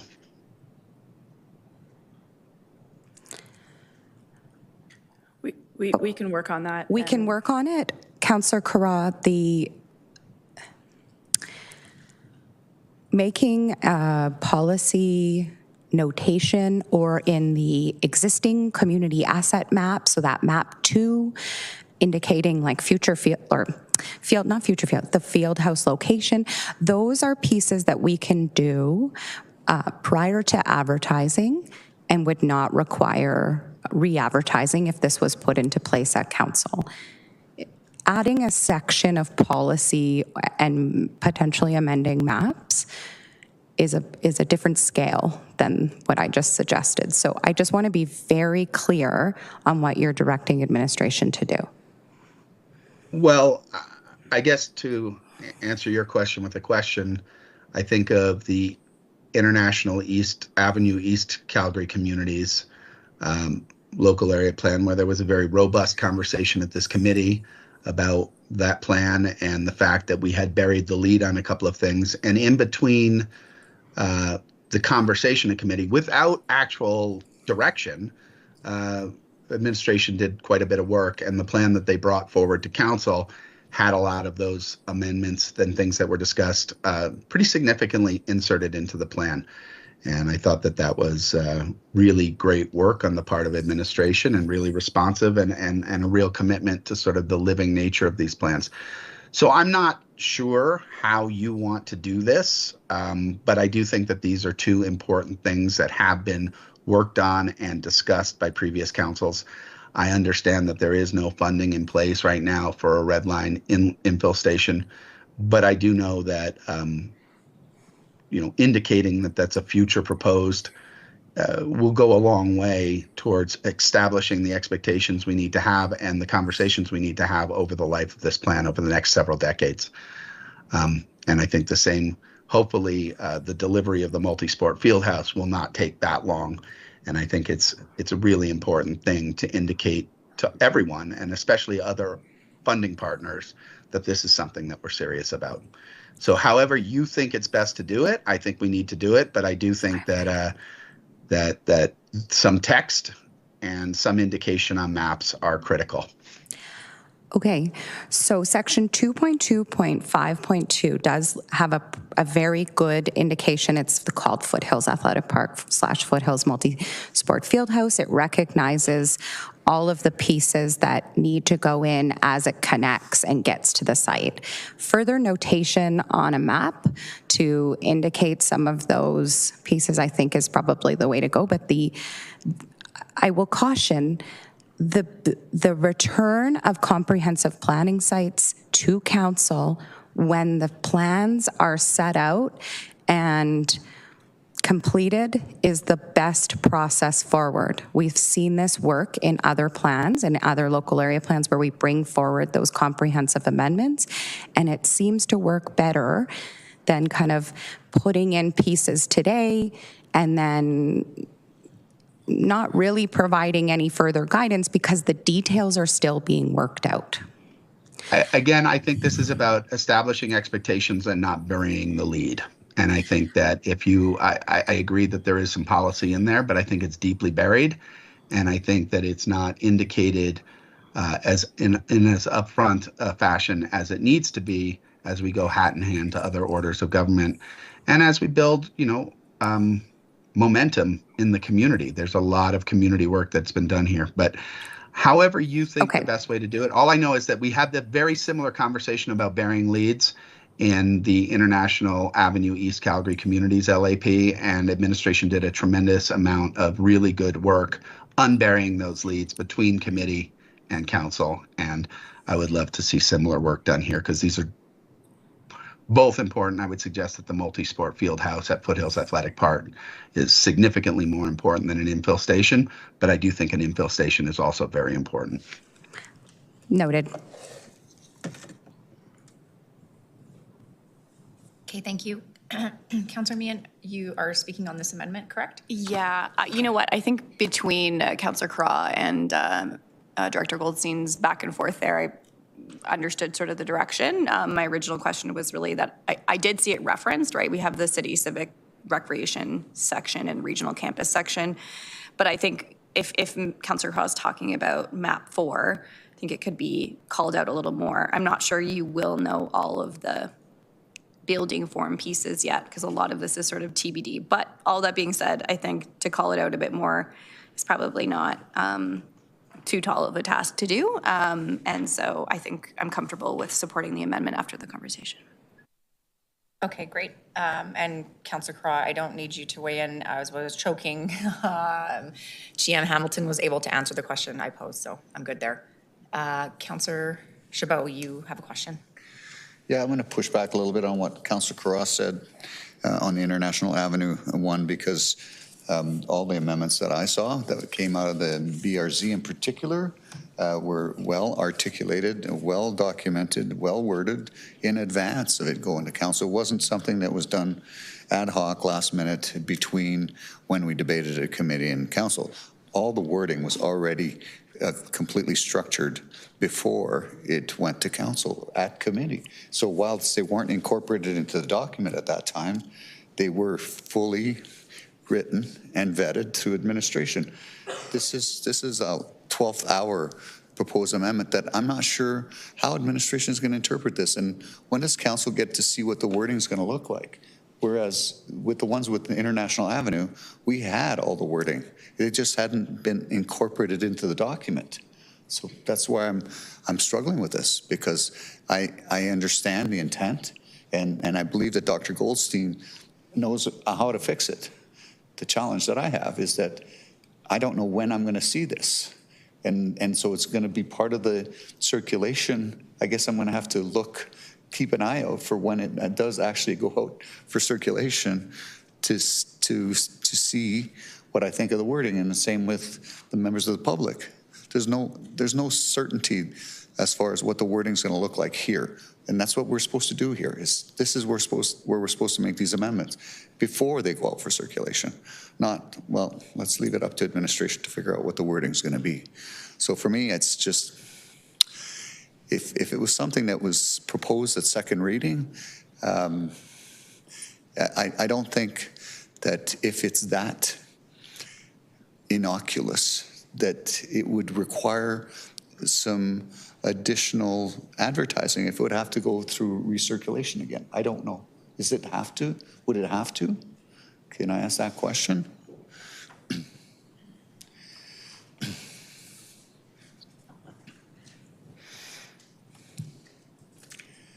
The nature of the amendment hasn't been determined yet. And what I have envisioned right now would be to put some of the known approved pieces of the field house noted on the plan and in the map 2, which is the existing community assets. And we already have the section that notes the part about the comprehensive. And so if it was those two pieces, in theory, it would not be needed to be re-advertised because we would be able to complete that notation before it would be advertised. And thank you for that, Dr. Goldstein. That's part of my challenge is I don't know what I don't know. And so it's kind of hard for me to say yes to something when I don't even know how it's going to be interpreted by you guys and how it's going to be incorporated into the document. This was already, vetted through administration, and there was some specific wording, or if it was meant to emphasize something greater than what it currently is, and if it's that, modest of a change, then it should be done prior to second reading. But I don't know if I'm willing to support it right now. Okay, I'm going to ask Councillor Carra. Would you be willing to add in here prior to second reading? I think what it is just some comfort understanding, one, if administration what they can pull off before council, and then being able to just add in prior to second reading. Would you be amenable to that? Well, to refresh committee's memory about how the International Avenue East Calgary Communities LAP went, we had a large conversation at committee. We passed, we approved the plan. And when they presented at council, they said, based on the conversation at committee, we've made these changes. Council then has the opportunity to say, you know what, we don't like those changes and reject them. Or they can say, yeah, that's great. We appreciate you being responsive to the conversation we had and making those changes. And it's not that hard. So I highly recommend, this is just a question. Committee members have to ask themselves, with $200 million of city money sitting in the bank to build the multi-sport field house, with a tremendous amount of work that's been done on the importance of infill stations, their cost effectiveness, and their need to sort of accommodate the kind of density that we're talking about and the kind of growth that the city's facing. Point of procedure. It was a simple question. I think I still had the floor. He's going into further debate. I thought it was a yes or no question. I apologize for debating. The answer to the question is the exact same thing that happened with International Avenue East Calgary Communities LAP is administration will say, in between committee and council, we made these changes, and council can reject or not reject those changes. So it won't be a mystery to you, Councilor Chabot. I just want to weigh in 1 second. I'm just getting some, so administration would come to council, or public hearing, present it, and then we would add it before second reading, but there would be no re-advertising. Is that how I'm understanding this, GM? No. Just 1 second, GC, okay? I think what I'm understanding, Councillor Craw, is that administration would take this away. We would work on the amendments. When we present at public hearing, we can also present these amendments based on what we heard today at IPC. And then council would approve them or not prior to second reading. Because right now we don't know the extent of those amendments, so we don't know if advertising is going to have to be redone for these. So we would then make that determination when we come before second reading. I don't know why we're hooked on second reading. Committee can ask for administration to do some work. Administration can and has done that work in the past. And then they can show council what the changes to the plan have been between committee and council based on the plan. Councillor Craw, I'm suggesting that council doesn't have to add those. If committee suggests those things should be there, administration can add them, and if council doesn't like the changes, council can remove them. There doesn't have to be any active amendments to the plan at second reading. The same thing that happened with International Avenue East Calgary LAP. Councillor Craw, I'm just going to confirm with my team, the deadline for advertising before the public hearing is next week, correct? February 6th. February 6th. So that's why I'm suggesting the team may not have time to finish these amendments and get them in for advertising for the public hearing. Therefore, what would show up at public hearing is exactly what is here today, minus any other amendments that are being made before that date that are clearer. And therefore, we would present them at public hearing, but they would not be part of the plan yet unless council accepted them. Does that make sense? Whatever you think works best. What I'm looking for is whether committee feels that these important parts of this part of the city should be reflected in the local area plan. Okay, thank you. Councillor Chabot, were you done your debate on this? Sorry, in my 16 seconds, I'm just going to say, I think what you said was heard loud and clear by administration. They have sort of marching orders. Whether or not it's incorporated into the document right now, it isn't nearly as important as we have that conversation at council, and then we can decide whether or not we want to move towards making those amendments prior to second reading. We don't have the wording. International Avenue, we had the wording. Thank you very much. Councillor Carra, would you like to close on your amendment? I mean, I think I've said it multiple times. These are really important parts of this part of the city that we've invested a lot of time and effort into. I look forward to our reorganized planning department coming together as a full multivalent planning department. And in the meantime, we'll have these conversations at committee as LAPs continue to evolve. I think these are important. I hope you do too. Please support this.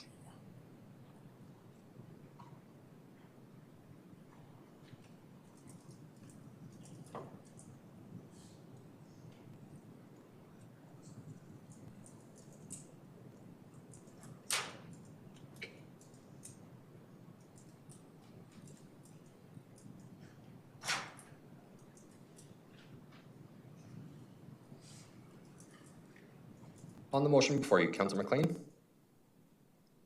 Yes. Thank you. Chair, all the votes are in. Can we display results, please?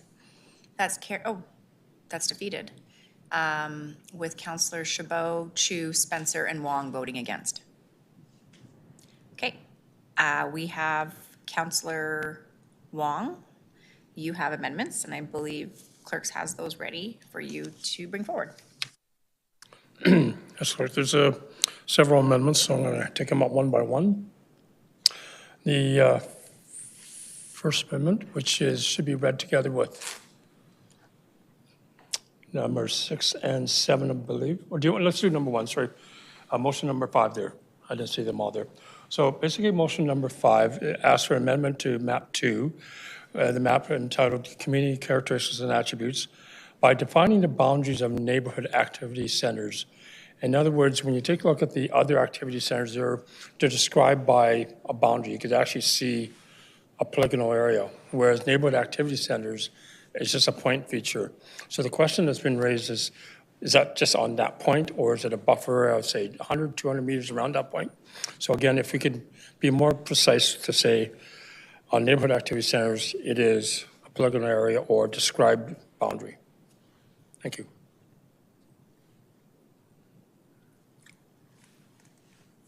Okay. Councillor Meehan on this? Yeah, I'm just going to say to both Councillor Chabot, who sent it after he introduced it, and to Councillor Wong, if you're going to bring a whole bunch of little amendments to gut the LAP, like, can you at least send them to your colleagues in advance so we can see them? Because it's very hard to discern what all of these are.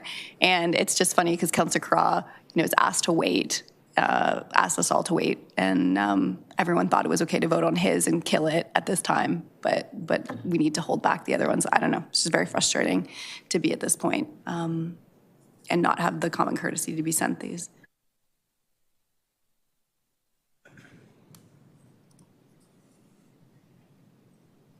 Any other debate or questions? No, GM. Can we clarify for that first amendment, is the intent to add on map 2 like a dot or a specific area? Because the area is not defined in the local area plan. It speaks to an intersection, for example, but administration provided flexibility just for that reason. We weren't intending to identify like parcel by parcel. So this amendment, if we were to add, say, a dot around the intersection, that's fine with this. But if you're looking to delineate specific boundaries, we would need more direction on what exactly those are. So the intention is to define an area, but again, this is actually more, say, holistic, given all the LAPs, because all LAPs, the neighborhood activity centers, it's usually a point feature. And in a point feature, we don't know if that point feature is, how many square meters, or is it, 1,000 square meters? So to that point of clarity for communities and people reading it, that's what we're looking for, some definition of it in here. Thank you.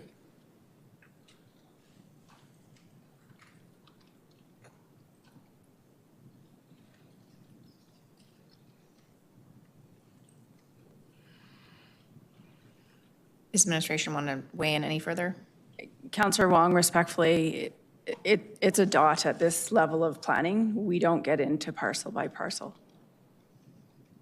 Okay. So what you're asking us to do is incongruent with the local area plan stage. So within the LAP, GM Hamilton, within the LAP document, when we talk about specifically a particular neighborhood activity center, would it be descriptive then to say that this particular activity center includes a certain boundary or something like that, as opposed to doing it on map 2? I'll ask Ms. Harder to answer that, please. So for example, the Parkdale Neighborhood Activity Center, we say that it's bounded by 3rd Avenue to the south, 34th Street to the west, 5th Avenue to the north, 33rd Street to the southwest. But that still provides a bit of flexibility should an application come in that is looking to achieve the intensities of a neighborhood activity center.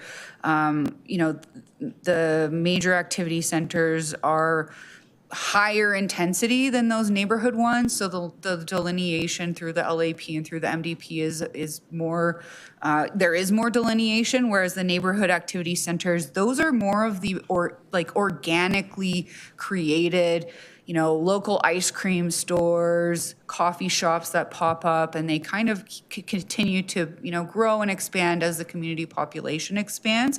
And so that's part of the reason we didn't look to include very, very specific examples of where, but that neighborhood activity center does speak to that, for example. And then the other ones, similarly would have that flexibility.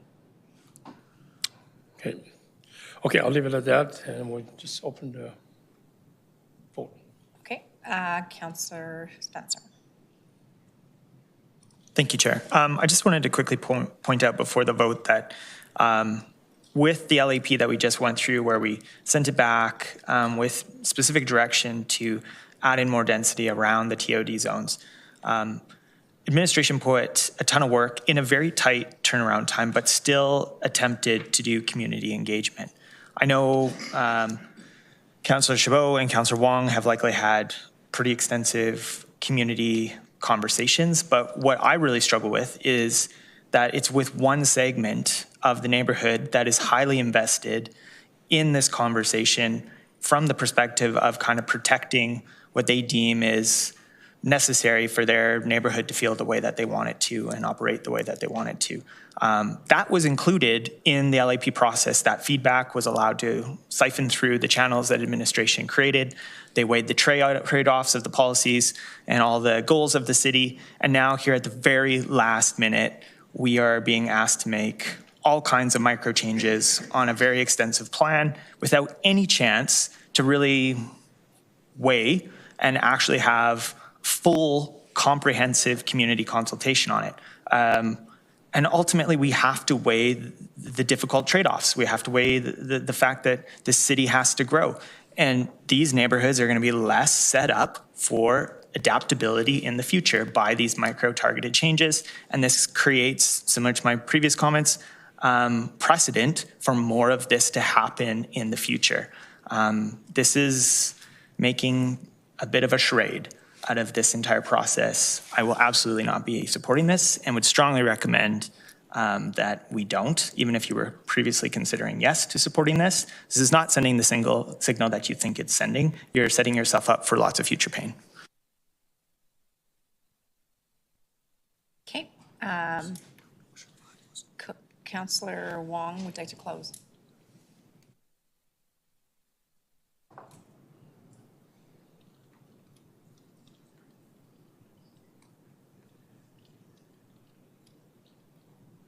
Councillor Wong, would you like to close? Thank you. I'm not sure where to start because all I asked for was a, how to say, a template type of change more than anything else, as opposed to reflecting particular needs of, micro groups within the community. When I take a look at map 2, and you can go to the Parkdale portion, there's just a dot, nothing more than a little dot. You go to Foothills Medical Center and you see a dot and a boundary, and people know what that means. They know exactly, 3 blocks around Foothills Medical Center, there's a number of considerations there. A dot at Parkdale doesn't necessarily mean it's just a community center or that park around the area or the block around it or anything else as such. And that's all I'm just simply saying. In the future, when you identify neighborhood activity centers, clearly delineate on a map, not just a little dot like that, but clearly delineate that this dot, is a significant consideration in an LAP process. It's nomenclature is all I'm asking for. Thank you. Okay, committee, can we go to e-scribe to vote?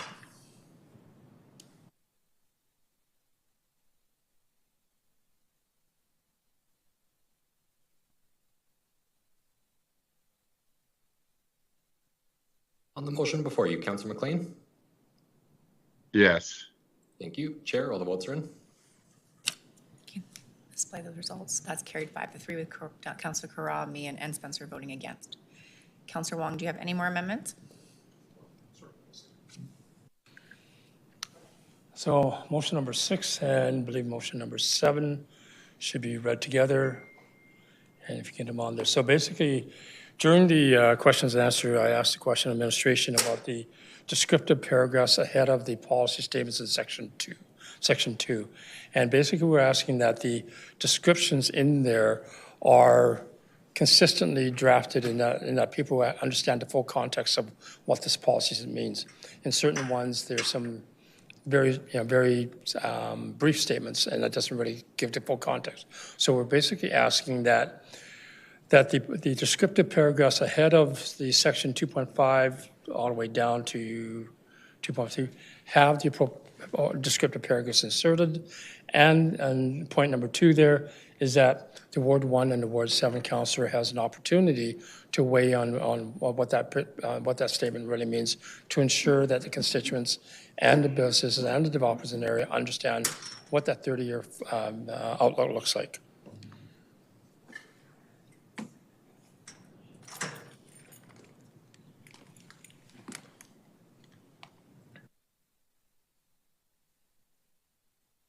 No, we'll be okay.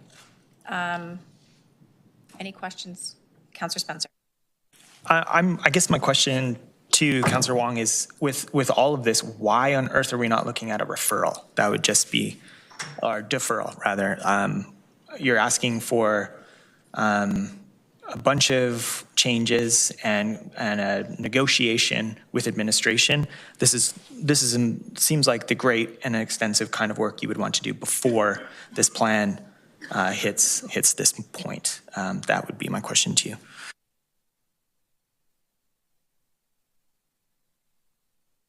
Okay, there are no other further questions for you.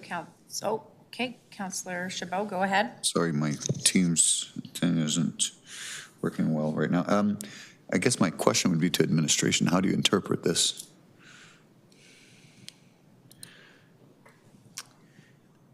So the interpretation would be to exactly what it says, contain a description outlining the geographical location, an envisioning statement, and references to supporting area-specific policies to the introductory section for all of these sections. So we do already have sections that include that, and we do look to reference other sections. So we just go back and look again at that and ensure those three pieces are in each of the introductory sections referenced.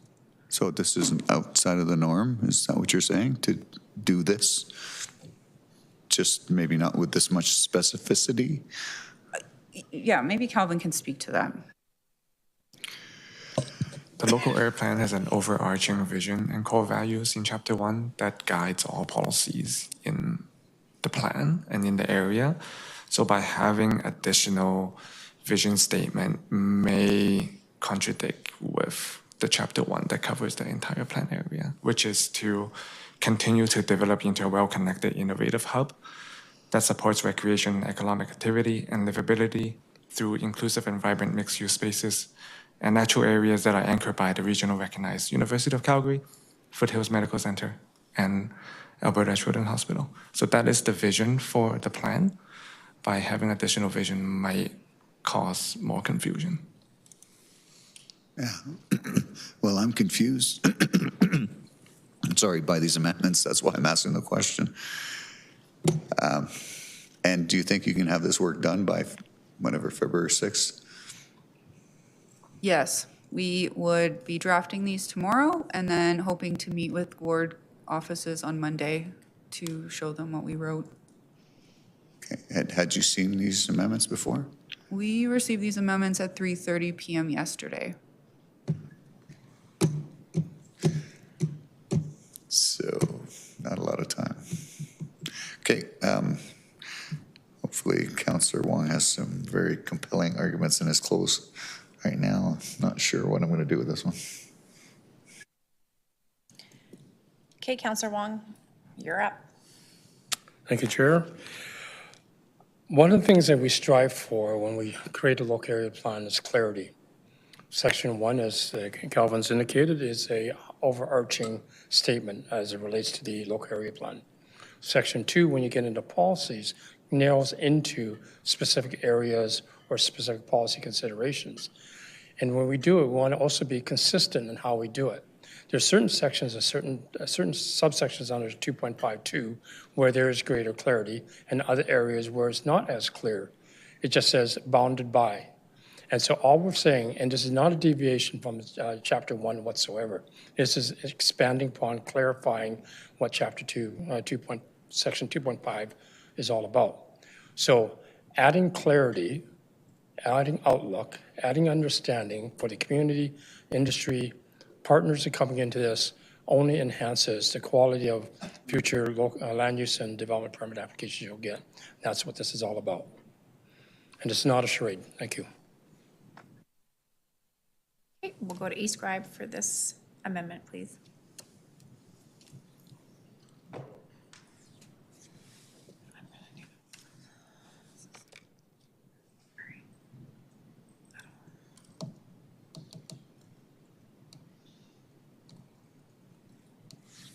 On the motion before you, Councillor McLean. I'm a no. Thank you. And Councillor Chabot, your vote, please.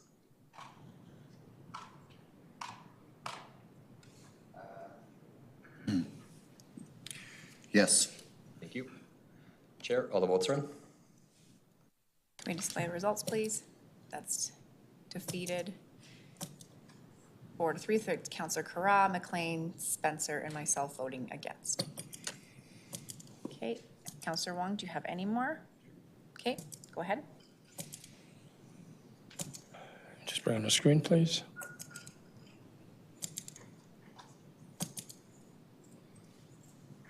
Okay, this is with regards to motion number 7, that figure maps for the respective policy sections, that we include the names, the road names identified in the corresponding areas.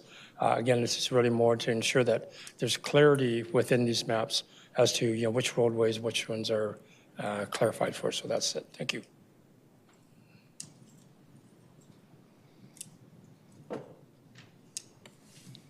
Okay, I don't see any questions for you or debate on this, so we'll go to e-scribe.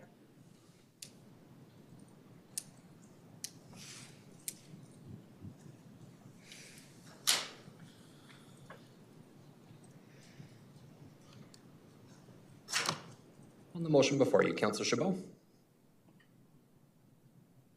Thank you. And Councillor McLean, your vote, please. Yes. Thank you. Chair, all the votes are in. Can we display the results, please? That's carried 5-2 with Councillor Spencer and myself voting against. Councillor Wong, any more? Yes. Okay.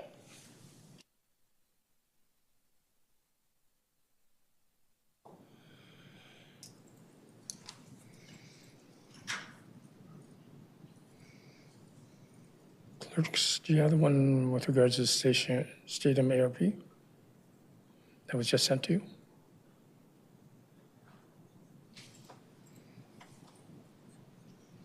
There you go, thank you. So in section 2.55, University Heights Neighborhood Activity Center, that we're basically asking for a clarification in there. And the clarification basically says right now is that you can go up to 26 meters, I think it was. But you need to recognize that there are developments in there that are in a direct control already. So one of the things we're just trying to recognize is that given the current station ARP and that development went to 15 stories, that we're simply saying that, we're allowed to go to 15 stories, but if you wish to go above 15 stories, that'll be done through a direct control bylaw. So in other words, not automatic, say, we just can go straight up to the 26 stories. That's it, thank you. Oh, sorry, there's another one. Sorry, before I missed point J there. And there's also a laneway behind the northern boundary of 16th Avenue and onwards, that should be, sorry, I can't read it, what's it, transform into a local street. Thank you. Okay, Councillor Spencer. Here's the micro edits that we were talking about. So I will not be voting for this. And GM Hamilton has an RTS. For either myself or Ms. Senek or Ms. Goldstein, if you can clarify, because Councillor, our land use bylaw specifies certain criteria for when a direct control district can be used. So I just like Ms. Senek to weigh in on how that will work with this amendment, please. Sure, no problem. So as Ms. Hamilton said, the land use bylaw has a test for a DC. It can only be used in certain circumstances, and it's not to be used where there's a land use district that can accommodate the proposed use. So if the land use in the area could accommodate, this policy direction would not, it conflicts with the land use bylaw. It doesn't override the test for the use of a DC.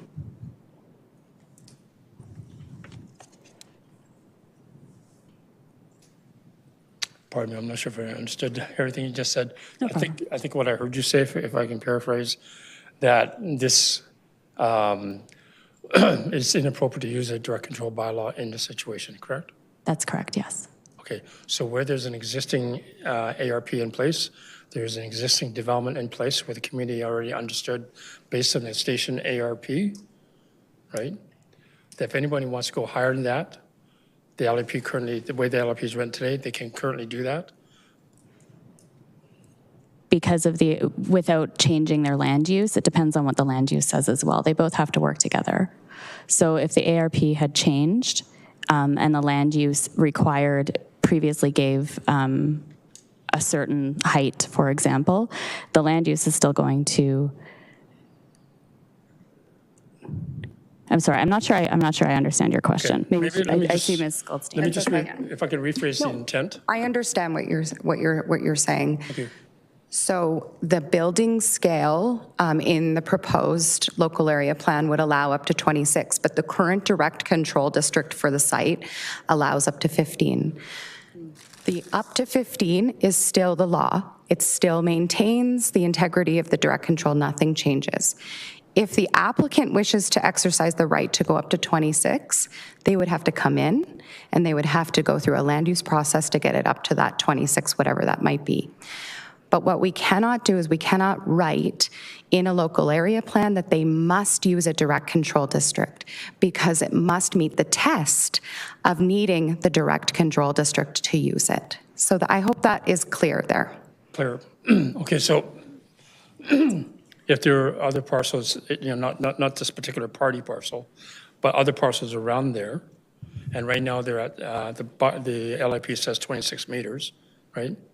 if you wanted to constrain it, would I have to do an amendment to say not 26, but rather it should only be 15?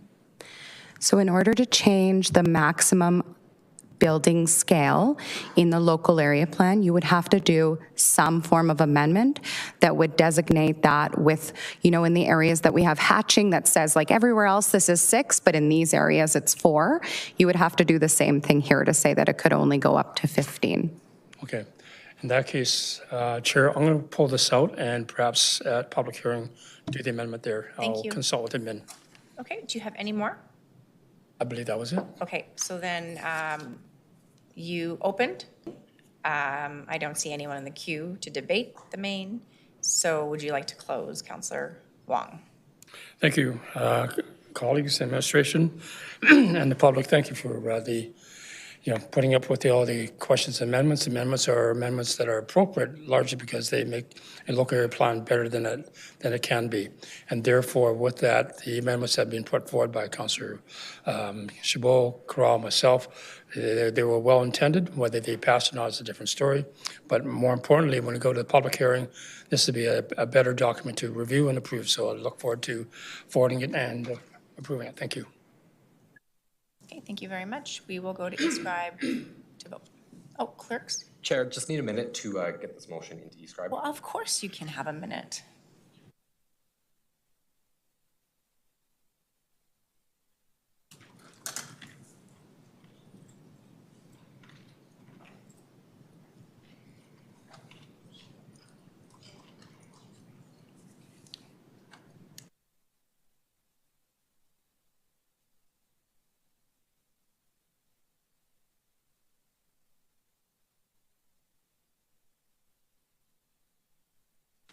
Okay, Chair, we are good to display.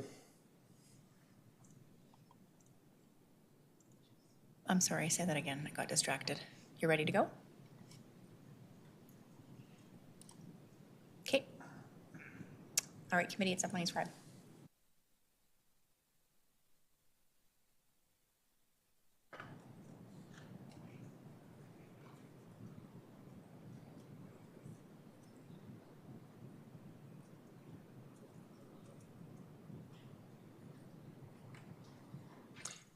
Councillor McLean, your vote, please.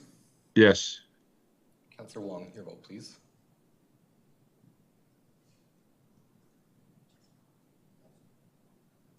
Councillor Wong. Just 1 second, clerk's question for you. I know we're in the middle of vote, but number 7, it didn't pass. Yeah, it's okay. Okay, we have to recast. Close the vote. Okay, sorry about that.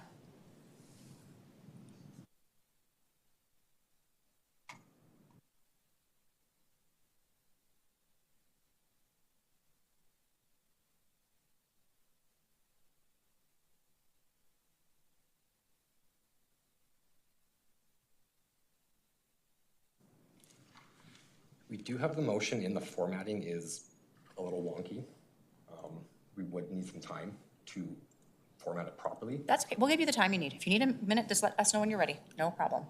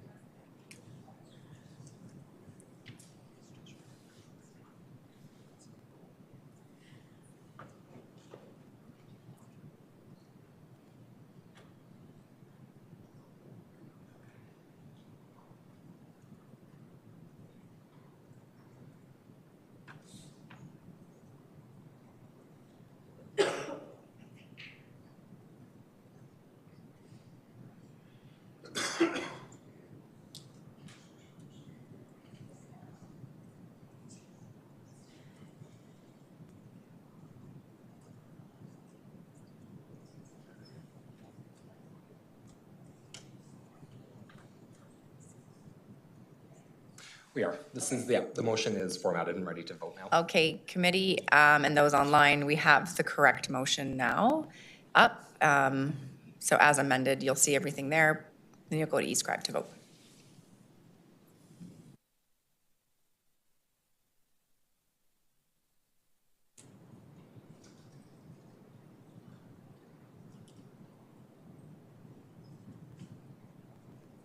On the motion as amended, Councillor Spencer, your vote please. Thank you. Councillor McLean, your vote please. Yes, and good catch, Chair. Thank you. And Councillor Wong, your vote please. Thank you. Chair, all the votes are in. Can we display the results, please? That's carried unanimously. Okay, we are going to move on to the next item. So thank you, team, for all your hard work. Good job.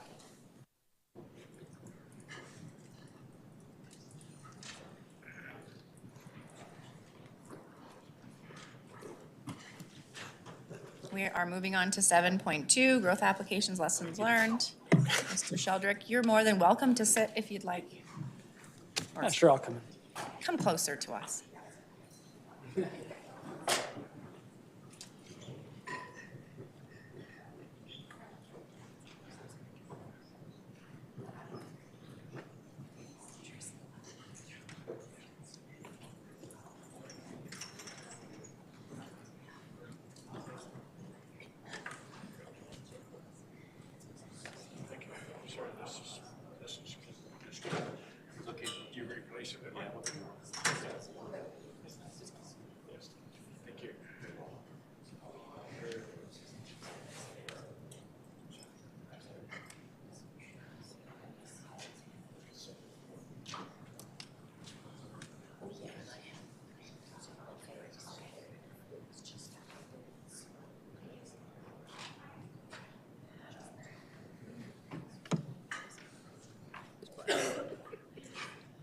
All right, administration, when you're ready, go ahead. All right. Thank you, Chair. Good afternoon, members of Infrastructure and Planning Committee. My name is Matthew Sheldrake, and I'm the Manager of Growth and Change Strategy. I'm here with Kathy Davies-Murphy, Director of City and Regional Planning, and a number of other staff supporting the work that we'll be presenting to you today. Growth applications are the process by which the city makes decisions on new community growth investments. The process has had different names over the years, but the question we're trying to answer has remained the same. How do we make strategic and efficient investment decisions to enable new community growth and housing in Calgary? Today's presentation reflects on the first year and a half of growth applications and reports back on a lesson learned exercise we undertook to ensure we are always looking for new ways to do things better. Next slide, please. Our recommendation today is simply for Infrastructure and Planning Committee to recommend that Council receive this report for the corporate record. There is a range of changes and improvements identified in the report, as well as a few that require more work and evaluation. We believe this work can continue without needing specific direction from Council. Next slide, please. Council provided direction for a new way of evaluating new community growth in September 2022.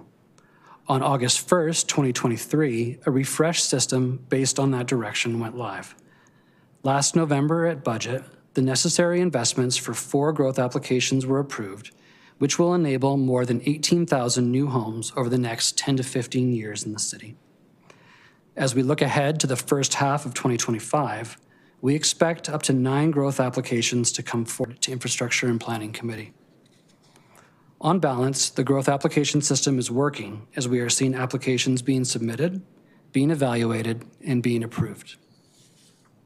Next slide, please.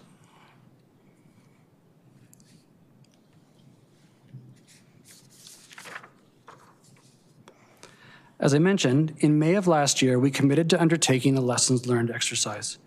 We held a workshop in September that included industry representatives, members of council, and members of the executive leadership team. And we've met almost monthly with developers and consultants through our new community working group. From these engagements, 2 categories of changes and improvements were identified: clarity and communication changes and fundamental changes. Next slide, please. The first category, clarity and communication, are changes that are broadly supported by administration and in some cases are already implemented. The others will be implemented shortly. These changes focus on improved collaboration and communication. As well, growth applications are unique in the planning continuum in that there are important linkages to both the outline plan process and the service plans and budgets process, and we need to strengthen those connections. Finally, for when we have a growth application that isn't supported, we've been asked to provide a path for that application. In other words, answering the question of, if not now, then when. This could include infrastructure studies, or evaluating market conditions, or talking about other infrastructure dependencies. We have already different.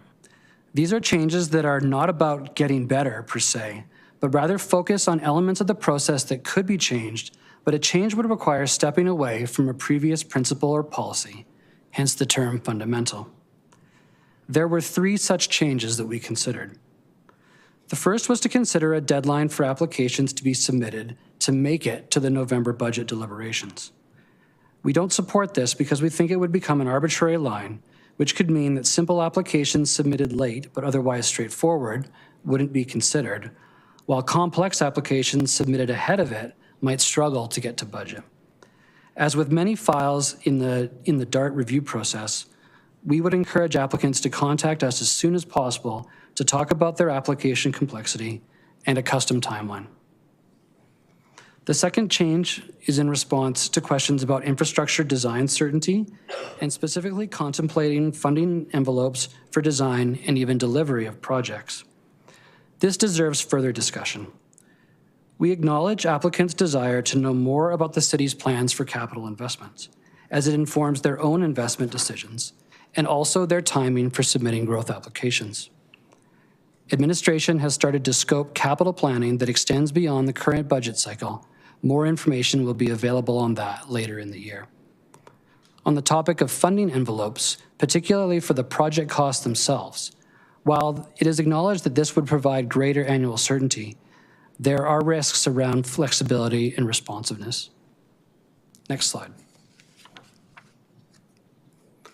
Finally, we explored the possibility of making decisions outside of traditional budget timeline for growth applications that only trigger operating costs. Developers have contended that the wait between committee in the spring and budget in the fall slows housing and can cost them a construction season. Administration, on the other hand, has historically held fast to the principle that budget decisions are only to be made at budget time. We took this decision to the executive leadership team and they considered it. But before being able to make a final recommendation, they asked us to look into conditions and to identify funding sources that we could have ready before we consider this, so that the goal of accelerated housing could be achieved while simultaneously ensuring that funding is available and not needing to be reallocated, and that the full disclosure of costs is still achieved if approvals are made outside of budget timing. Administration will report back to applicants once these determinations are made and will bring forward any required decisions to council, depending on the outcome. Next slide.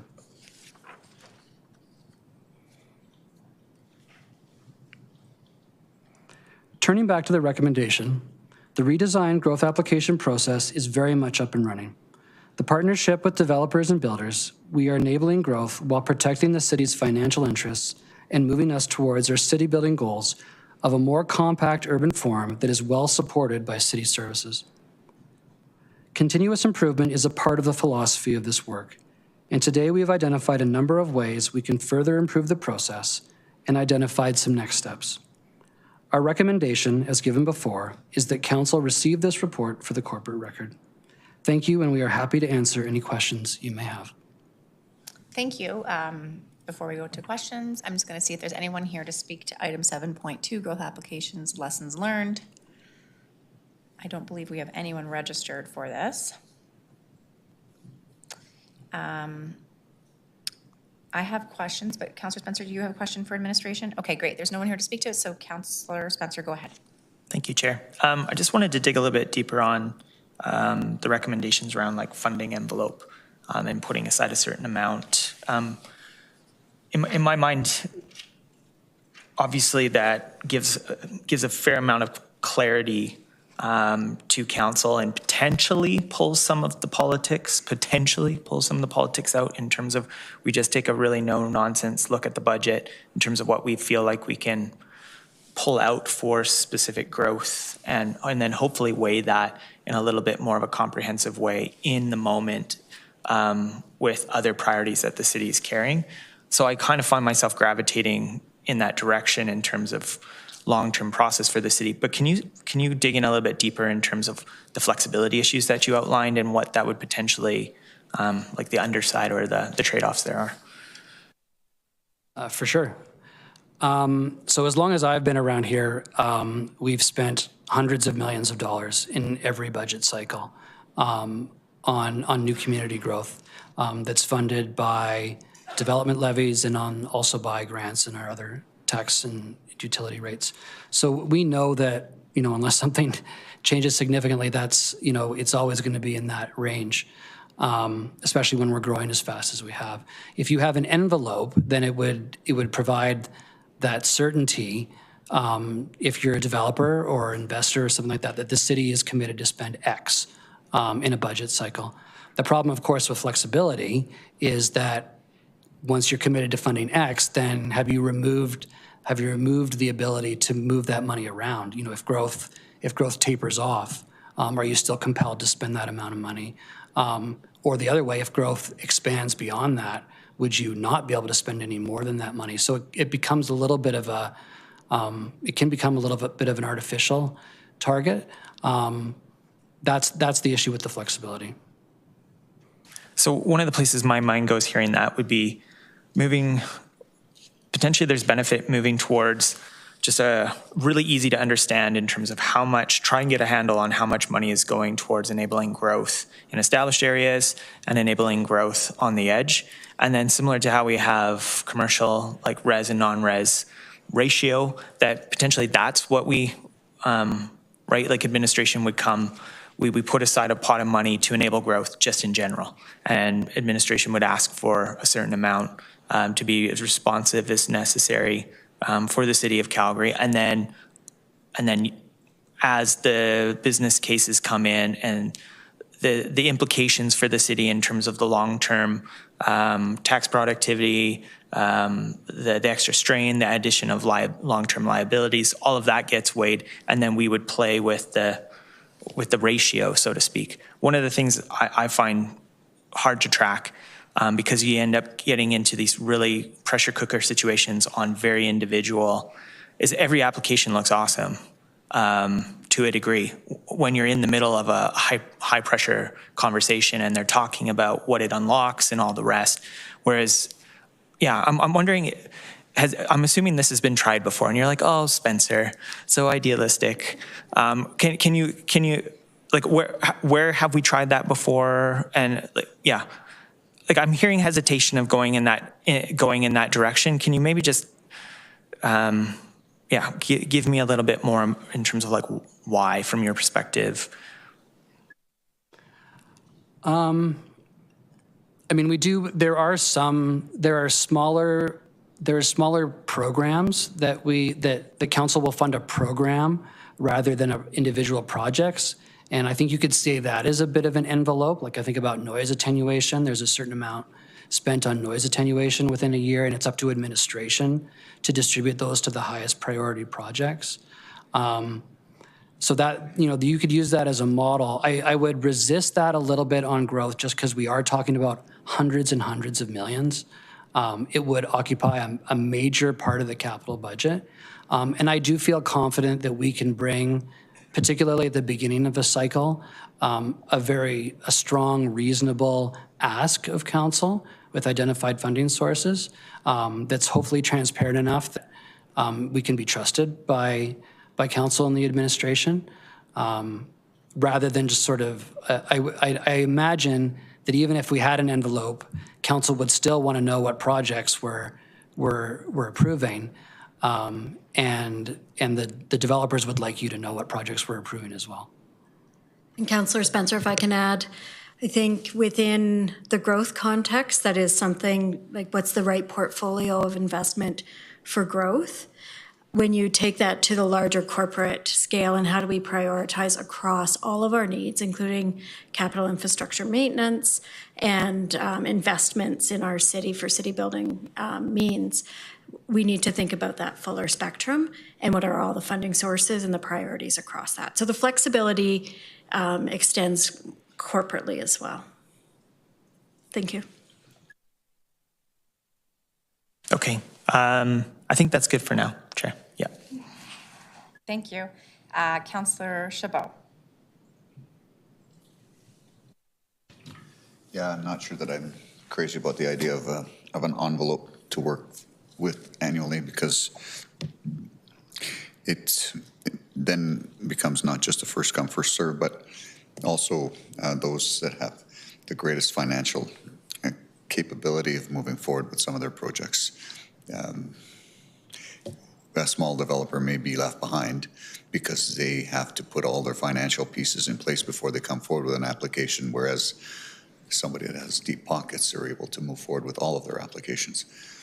For me, fundamentally, I look at how quickly can we get a return on our investment and minimize our output. And we also have to take into consideration market absorption is all of this, because you can't look at it just exclusively on the basis of there's X number of years of supply. If there's X number of years of supply, but it's subjective. It may look like 6 to 9 years, but it might actually take 20 years to build out. Whereas other parts of the city, we may view it as 6 to 9 years of supply, but market absorption is high, and it ends up being 3 to 4 years to get to full build out. So I don't know how much emphasis you place on looking at market absorption in different sectors of the city and how much that plays into your decisions on determining land supply, service land supply, but I think those are critical pieces. And for me, I'd rather us looking at it annually and budgeting for it annually and then prioritizing those areas that have the highest potential return on investment and the quickest turnaround as far as cost recovery. Just saying, I don't know if it's more of a debate than anything, but I would like to meet with you again separately just because of some recent discussions I had with folks in the development industry, but we'll leave that for an offline thing. But thank you for this report. Okay, so we're just clarifying one thing. I know that there was an idea of an amendment coming, but I actually think it's a motion arising because this is for the corporate record. Well, then it has to be at council, doesn't it?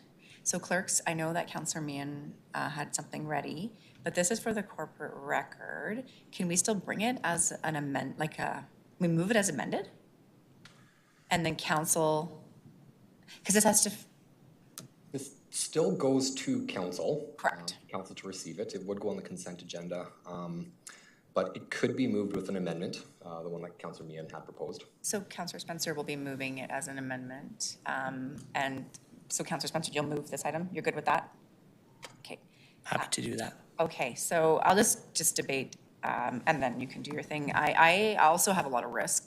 I'm usually good with risk. I'm like, oh yeah, let's do something that's totally not normal. But the reason I get a little bit worried about stuff like this is priorities can change so fast, especially with things that are happening in our city. And I think the amendment that was being put forward is a good way to make sure council understands what this looks like. And then the new council understands what this looks like, because priorities can change now till the end of the year.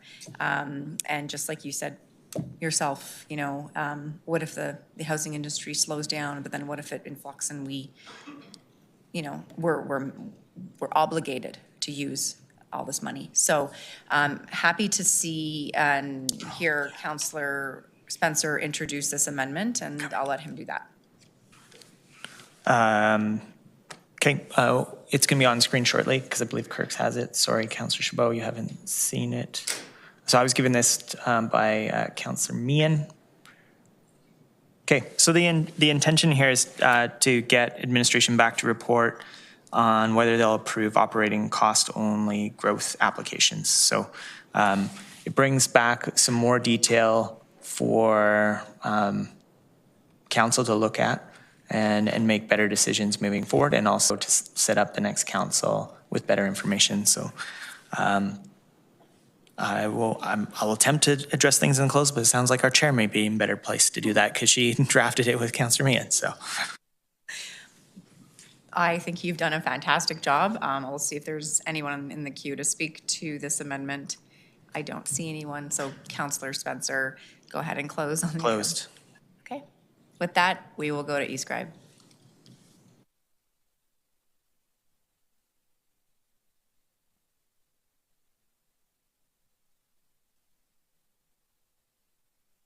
Councillor Chabot, your vote, please, on the amendment. Thank you. Chair of the votes, sir. We display results, please. And that is carried unanimously. Thank you so much, committee. I don't believe we have any other business, correct, clerks? Except to do the main as amended. Oh, yeah, well, we got to do that too. And maybe Councillor Meehan is back in time to vote on the main as amended. So, Councillor Spencer moved, opened, closed. Opened, yeah. And if Councillor Meehan wants to speak to her amendment, I would welcome her to do so. No, thank you so much for putting that on the floor for me, Councillor Spencer. I'm sure you had a great presentation where you talked through all the different changes that's being proposed. Thanks so much to the team for working on this. It's an iterative process, the growth applications and our how we're changing them. This is just asking for a report back on fundamental change 2C. And the amendment seems good with that. So that's all I have to say.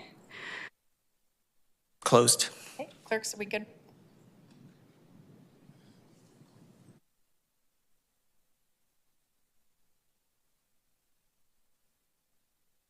Councillor Meehan, your vote, please. Yes. Thank you. Chair of the votes, read. We display results.